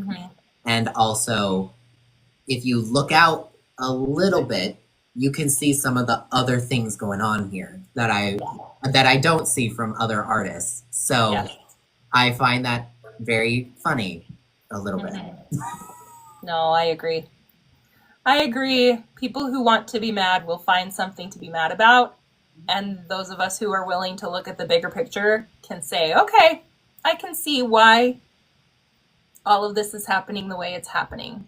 So Yeah, if you kind of see the other route, you can kind of see what else she's doing. I mean, hell, her Eras Tour dancers are front and on one of the variants themselves. So, like, you the know, only time she's done that, Yeah. had someone else on the album cover. Oh, here. well, And who are the two most prominent, you know? And the Eras Tour dancer that's modeling the crew neck has skin discoloration. Vitiligo. Yeah. So, like, these things matter. Yes, they do. Just as much as you can be critical of her record label still partnering with Target, but unfortunately in the US, if artists want their albums in physical companies, Target is unfortunately part of that thing. So if she can give them the literal least amount of exclusives, then I personally find that funny. No, I totally agree. And like, if you're the type of person who's like, well, Target is still kind of my thing and I'm not completely boycotting them, that's fine. It's just, for some people, it is a really important issue. And some of us really want to make that statement. I'm privileged in that I can listen to it online and, you know, order it online, whatever, and I'm not a collector. But for some people, I saw one person who is a Swiftie, person of color creator here on TikTok, and they have been actively boycotting Target. And they've been talking about it for months. What do I do if she does something exclusive at Target? It's important enough to me that I'm not going to do it. And they actually said, this vinyl variant is like my favorite. I think it's the prettiest. I think it's the best. It is hard for me to say no, but I'm going to say no.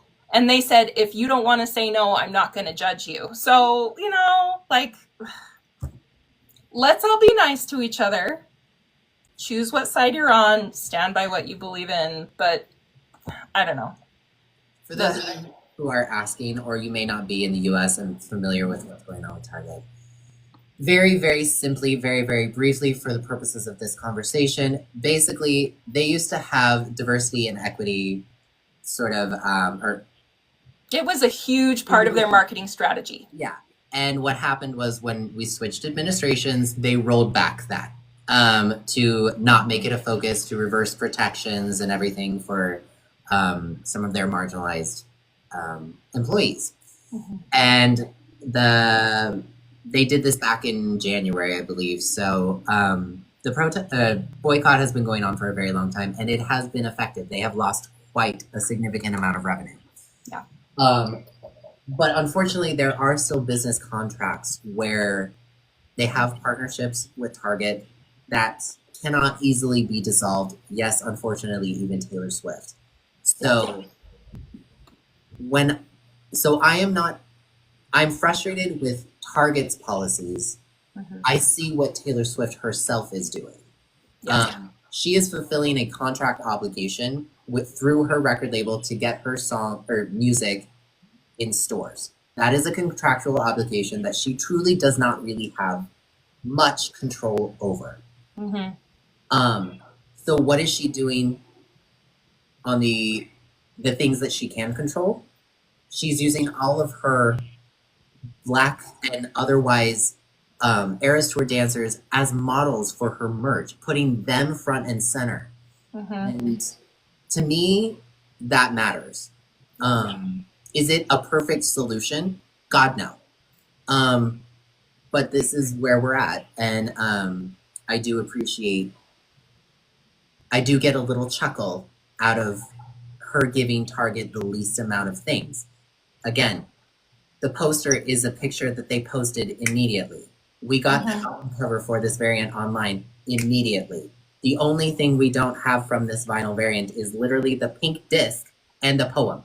The poem's going to be online 5 seconds when it drops. Yeah. The only thing you won't be able to physically touch is the pink vinyl variant if you choose not to buy it. And the deluxe CDs only come with the poster. They don't have any of the cool stuff. And they came weeks after they were already available on her site. Like, this to me gives much more contract obligation than, well, I just don't care. Yeah. You know what I mean? Which is how some people are trying to frame it. And we're just trying to say we disagree. That's all. That's all I'm saying. I'm not saying it's above criticism. I am not saying that you can't be frustrated with Target or her record label for still having a partnership. I'm not saying any of those things. But I am saying that there is another perspective too to consider in the way that I will respect you if you have a frustration with it. You know what I mean? Yeah. Yep. So that's kind of that on that. And again, Allison points out these Target stuff, like, they're not getting countdowns. They're not getting major attention. They're getting some attention. Like, if you looked at the desktop version for the advertisement for her deluxe CDs, they were not even high quality images. They were literally a JPEG stuck at the bottom that was blurred for so long. They were horrible images. Yeah. We know she has high quality images of them because they had to take them in order to do the deluxe version. So it's little things like that that make me laugh. That make me more likely to laugh as opposed to scream and try to make a video to go viral saying this controversial opinion about Taylor Swift. Yes. Yes. I know that makes me a bad influencer. One day I'll get it right, but you know, I do think that perspective is important to note as well. We prefer making our money like ethically, which is why we just don't make very much. Just kidding. It sucks. Right? Oh, Taylor has a great idea. Not to pivot from the conversation, but I think we've made our point clear. Yes. No, let's move on, please. Do you have any merch ideas before we actually get it? What would you like to see? I know we've talked about a perfume bottle. Yes. The perfume bottle. I loved your idea of the glitter gel pens or the like a stationery pack. I mean, I've been trying to think about, I don't know. I just keep hoping that those deluxe CD boxes will come back because I want the little trinkets, the jewelry and the keychains and stuff. Like, I like stuff like that. I don't know. I don't know. What about you? You're the mastermind. You're the one who's had so many brilliant ideas. Oh, I did was that on text or on here when people were like, we need like a recovery kit, like a robe and fluffy slippers and like spa type stuff. I've seen some of this. Like, I can't remember if it was a live that we talked about that or if it was a message. But I don't know. I've heard people joke about needing a spa day. Well, because like how she's in the tub on the cover. It's like, this is the like R&R. I've seen a lot of people talk about that, so maybe we did. Yeah, maybe. Taylor Swift.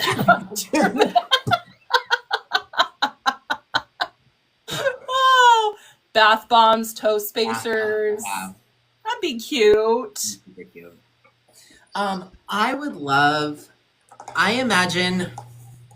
I'm gonna say something semi-controversial, but I'm gonna stir the pot here.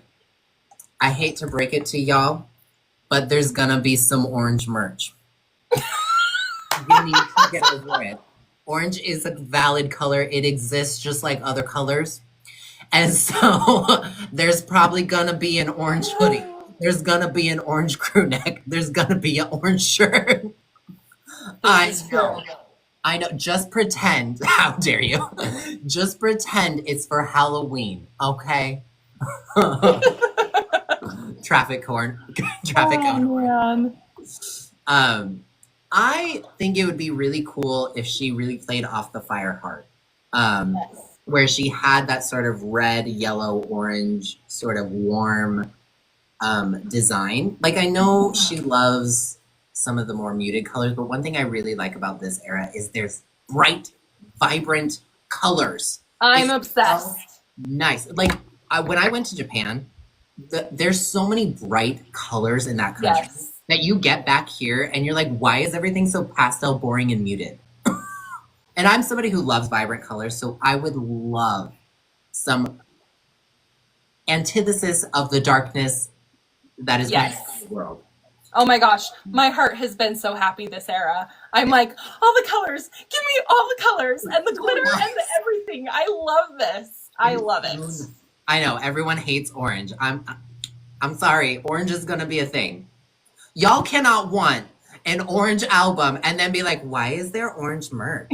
Oh my god, I don't want an orange merch. I don't want orange merch. I wanted an orange album.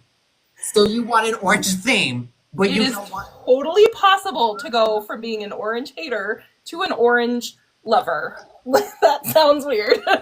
But if I can do it, y'all can do it too. Get over it and recognize that orange is a wonderful color for many reasons. John, please make this a video. I might. You cannot want an Oh orange my album gosh. in which she's like, hey guys, this is my orange album. Oh my Ooh, I god. like your water bottle. Thank you. That's cool. It's really nice because you can, like, it counts down. So I always make sure. Yeah. And the color is the bottle, right? Yeah, right? Yeah. I love that. Yeah, it's really nice. I'll send you a link. Do send that. I want But it. yeah, like, it's what is this business of How dare you make merch with colors? Come on. Some of us have been like, why is all of the merch boring? we had the Tortured Poets department. Black, gray, and white can only be done so many times. We've had to deal with, like, even the Eras tour, the merch is all muted colors. It's like this pastel version of this color and this grayed out version of that. I'm like, that's not what I want. You I cannot want colors. an orange album and be mad. I'm so shocked that there's orange merch. Does this mean we have a whiteboard video incoming? Oh, I'm so excited. And maybe a few more other things involving that whiteboard, though, coming. Maybe I need to start taking 1387 emergency calls about you're distressed that all of the merch is orange. Okay, here's what I need you to do. Anyway. with my orange gel pen for the microphone. That's what I do. I just tuck it in. That's so good. That's so I'm like, it's so good. I love it. I always think it's funny when people use silly props as like phones and stuff. So I'm like, oh, I can do that. It's such a, like, muted joke that yeah. Vinyl case from the podcast, yes. I would love that. We got the vinyl case for the Tortured Poets department, and I really did like that. Yeah. The first time it was up, it went out so fast. Oh yeah. That was another, it was in my cart and then it was gone. But luckily it came back and my followers alerted me, so I got it, and then it stayed for a while. And I was like, oh, okay, well, I'm glad I rushed. Man. I don't know. What else could we do? I'm trying to think. Like, Tortured Poets had the jewelry, the stationery, that fountain pen. Like, did that thing ever come back? I swear it's sold out, and like the notebook came back and the post-it notes came back. But it seems like the fountain pen. I don't remember the fountain pen coming back. If it did, it was really quick. Yeah. Um, So that was fun. But if they did that, then they need to do glitter gel pens. which is why I'm scared to use it. Right? I'm like, I don't want It's not I replaceable. know I can buy extra ink for it. It literally tells you that. But I'm Oh, still like, but this is the original. yeah. I mean, Yeah. if you wanted to give us Showgirl stationery again, Just saying. album cover blanket, it's probably pretty standard. Yeah. I imagine there'll be quite a few crew necks, different styles, different lyrics. And I also imagine it will come in waves like the Tortured Poets department. Yeah. Because remember, she's launching merch in October. We still have the holiday merch. We have the Cyber Monday deals. Like all of that stuff is still going to go on. I think my favorite holiday drops, just adding this to the conversation, my favorite holiday drop was Red Taylor's version because like everything came back. It was so much fun. It was wild, but it was so fun to like open and be like the merch for Red TV was so good. They had like the All Too Well book. Like it was replicas from the era and like that is so fun. Yeah, Red TV's merch run was so much fun. I wish I had a lot more money because I would have bought. Well, that's how I felt about everything. So I just talk about the merch and look at the merch. I don't actually buy the merch. But yes. Yeah, like I'm honestly surprised she hasn't done like a lipstick or well, I mean, the fact that one of the vinyl variants is called Red Lipstick and Lace. Just saying. Relation of the 320 people watching, which one of you is it? Yes. So we need a fragrance. I would never. I will Sorry, never go ahead. Making a big stink about wanting stationery, and then like 5 seconds later, we got stationery for the Tortured Poets department. I love that. That's okay. So we just need you. Yeah, on live, and I was like, I want stationery. Why do we not have stationery for the Tortured Poets department? Literally the next drop. I kid you not. I love that. I love that. Oh, so let's see. I'm trying to think of what else. Okay, let's see. We've got honestly, she could sell just orange glitter and that's it. Okay, quite frankly, the main variant is called Sweat and Vanilla Perfume. There's got to be perfume. At the very least, a perfume bottle with a feather. Right? Thing. Even if it's just like an ornament that's shaped like that, like it doesn't even have to have actually anything in it. We just want it as a prop. Literally. Like it doesn't even have anything in it. Yeah. Oh man. So that's show business for you. Sweat and Vanilla Perfume. It's frightening. It's rapturous. It's beautiful. Shiny Bug. That was my next. What would Shiny Bug be? I mean, she could do like a cool Shiny Bug brooch. Yeah. I mean, part of the Showgirl thing is like gaudy jewelry, like big, you know, so I could see something like that. Yeah. I imagine there will be stuff with feathers. I would think so. Not feathers in the way of like feather quill, like the Tortured Poets, but I do think that there will be some sort of feather something. Yeah. But if she did like a cool orange, red, yellow ombre crew neck, that could be really cool. Gosh. Like something like my water bottle. Yeah. Because Ariana Grande did a blue and white, I think, for Twilight Zone crew neck that looked really cool. Ooh. I love that. I think that would be really cool. That would be cool. Jewelry box. Tiny bubbles in champagne glasses. Totally. That'd be fun. Because she did like the mug and the water bottle with Tortured Poets. Mm-hmm. They'd be fragile. But they do snow globes. If they can do snow globes, they can do champagne glasses, right? The crowd is your king. A look behind the curtain. I don't know. Like, I'm curious to know how all of the vinyl variant names play into the lyrics. Because that's what she's done in previous ones. So for a while. Those vinyl titles and all these taglines, these are all lyrics. Oh yeah.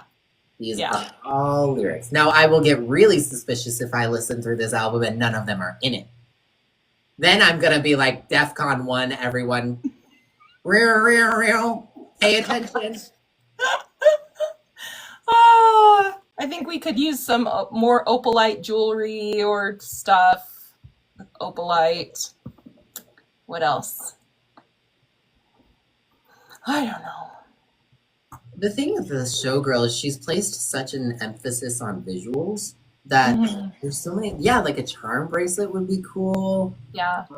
Which she has done in the past. A necklace, like, yeah, Elizabeth Taylor kind of jewelry, like big, you know. I think there's some. Obviously, it's not going to be diamonds, but like she could. Simulate that a little bit, like the red TV ring, you know. I mean, if depending on what Wood is about, there's a few other things she could do, but you know, it's not really her style. Yeah, the opportunity there. Harry Styles did some very interesting things, so you never know. Yes, he did. As soon as you were like, "There's some things she could do," I was like, "Yeah, let's not go there." And then I remembered the Harry Styles stuff. No, I don't know. No.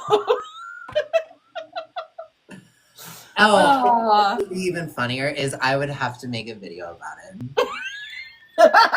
Guys, Taylor Swift just dropped the Wood collection. Can you imagine? Oh my gosh, the Sarahs and Hannahs and the Wine Moms would lose it. They're already mad about this album. They would be like, she's officially gone to... I would love it. I would love, oh my God, I would stir that pot. The evil. I know, to be clear, I personally don't think she would go there. It just doesn't... It's highly unlikely. Yeah, but it's still funny to think of. But like, I would, oh my God, it'd be so Harry Styles. Then again, I never thought she would appear in an all jewelry garment for an album cover. So who knows this album round? It's true. Who knows? Yeah. I have no idea. That would be so funny. Oh my God. I would love to stir that pot. Oh my God. The evil gremlin in me would just love, be like, hey guys, this is an older video. Well, and since Dan makes content about Harry Styles, I remember when he made videos about that, and I was like, wait, what did Harry Styles do? Wait, what? That was funny. Oh, dear. Oh, no. So, with the deluxe CDs, Yes. there was the silver violet eye charm keychain. Yep. The red and gold, red glitter wood heart with gold arrow charm and keychain. Too many So that was the wood, was a heart. It's like an archer heart, so. Okay. Sourdough starter. Yeah, I know. Violet with a gold Valentine envelope locket necklace with orange crystal heart and an actually romantic letter that fits inside. I want that so bad. It's so cute. Anyway. Oh. And the silver bracelet with the lightning bolts and an opalite star charm. The lightning bolt is interesting. Because she has mentioned lightning in a bottle several times now. I'm just saying. And Travis wore shorts with lightning bolts on them shortly after the album was released. And we know for a fact now that he's in on the Easter egg game. Maybe not in the same way that Taylor does, but he has his own little laughs to himself. I see it. Yes. Oh, 100%. It's hilarious. I don't know. There's so much. There's so much that she could be doing. And I have no idea any of it. I don't know. We'll find out in a week. We sure will. We sure will. Foxy Roxy is asking, can we have a spreadsheet of this? I have a spreadsheet of this. A spreadsheet of what exactly? Because I have a spreadsheet. You have a spreadsheet for so many things. Yes. I do not have the time. She has the time. She doesn't have the time, but she has the time. I make the time. Oh dear. But yes, I have a TS12 spreadsheet. It is true. Where can they find it? On my link tree, which is in my bio. And it's just right at the top. And it has a whole bunch of tabs. So you have to pay attention because there's like the first tab that you land on, but there's other tabs, like one with all the variants, one with all of the track listing, one with all of the possible lyrics, stuff like that. So it's all there. Give it a look. What? I said, go give it a look. Yes, this is true. Do you think she would ever perform in Eurovision as an interval act? I mean, it's possible. Never say never when it comes to Taylor Swift. I mean, probably not, but maybe. Maybe. I don't know. Oh, they're talking about lightning and references it. References to it in the past. Like, when else has she said lightning? Oh my god. Let me find out. Well, and I would also count thunder because lightning causes thunder. So, let's see. Hot thunder in a bottle. Lightning was only in the prophecy. Thunder was in Karma and Fresh Out the Slammer. That's basically it. I don't know. I mean, there's a spreadsheet for you if you haven't done it already. Motifs and Taylor Swift. Yeah. Oh my gosh. That's a homework assignment. Yes. Oh man, so many things that I could do. I was thinking of adding a calendar when everything has happened. I don't know. Anyway. All right. Excuse me. Yeah. Okay. Well, I know you said you need to go, right? Yeah. Go too. So. Okay.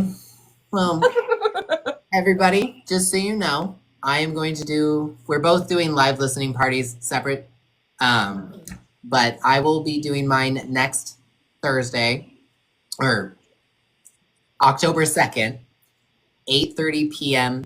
Pacific Standard Time. You're all invited. We're going to listen to the album straight through for the first time, all together, and probably wait around to see if there's another surprise.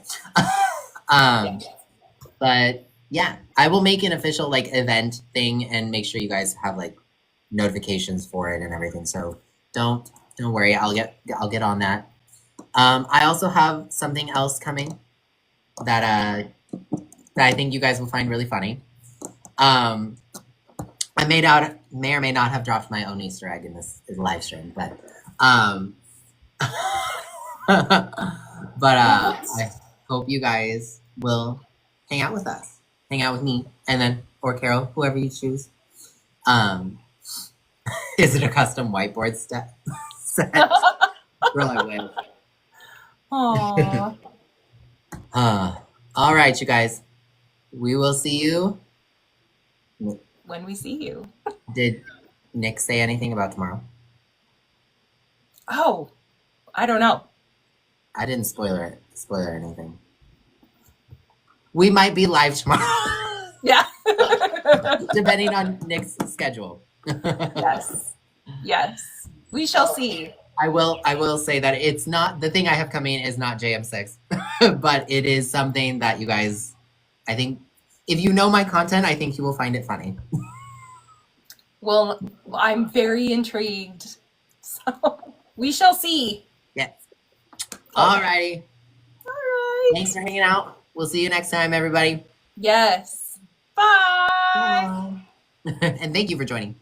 Of course. Thanks. All right. Bye, guys.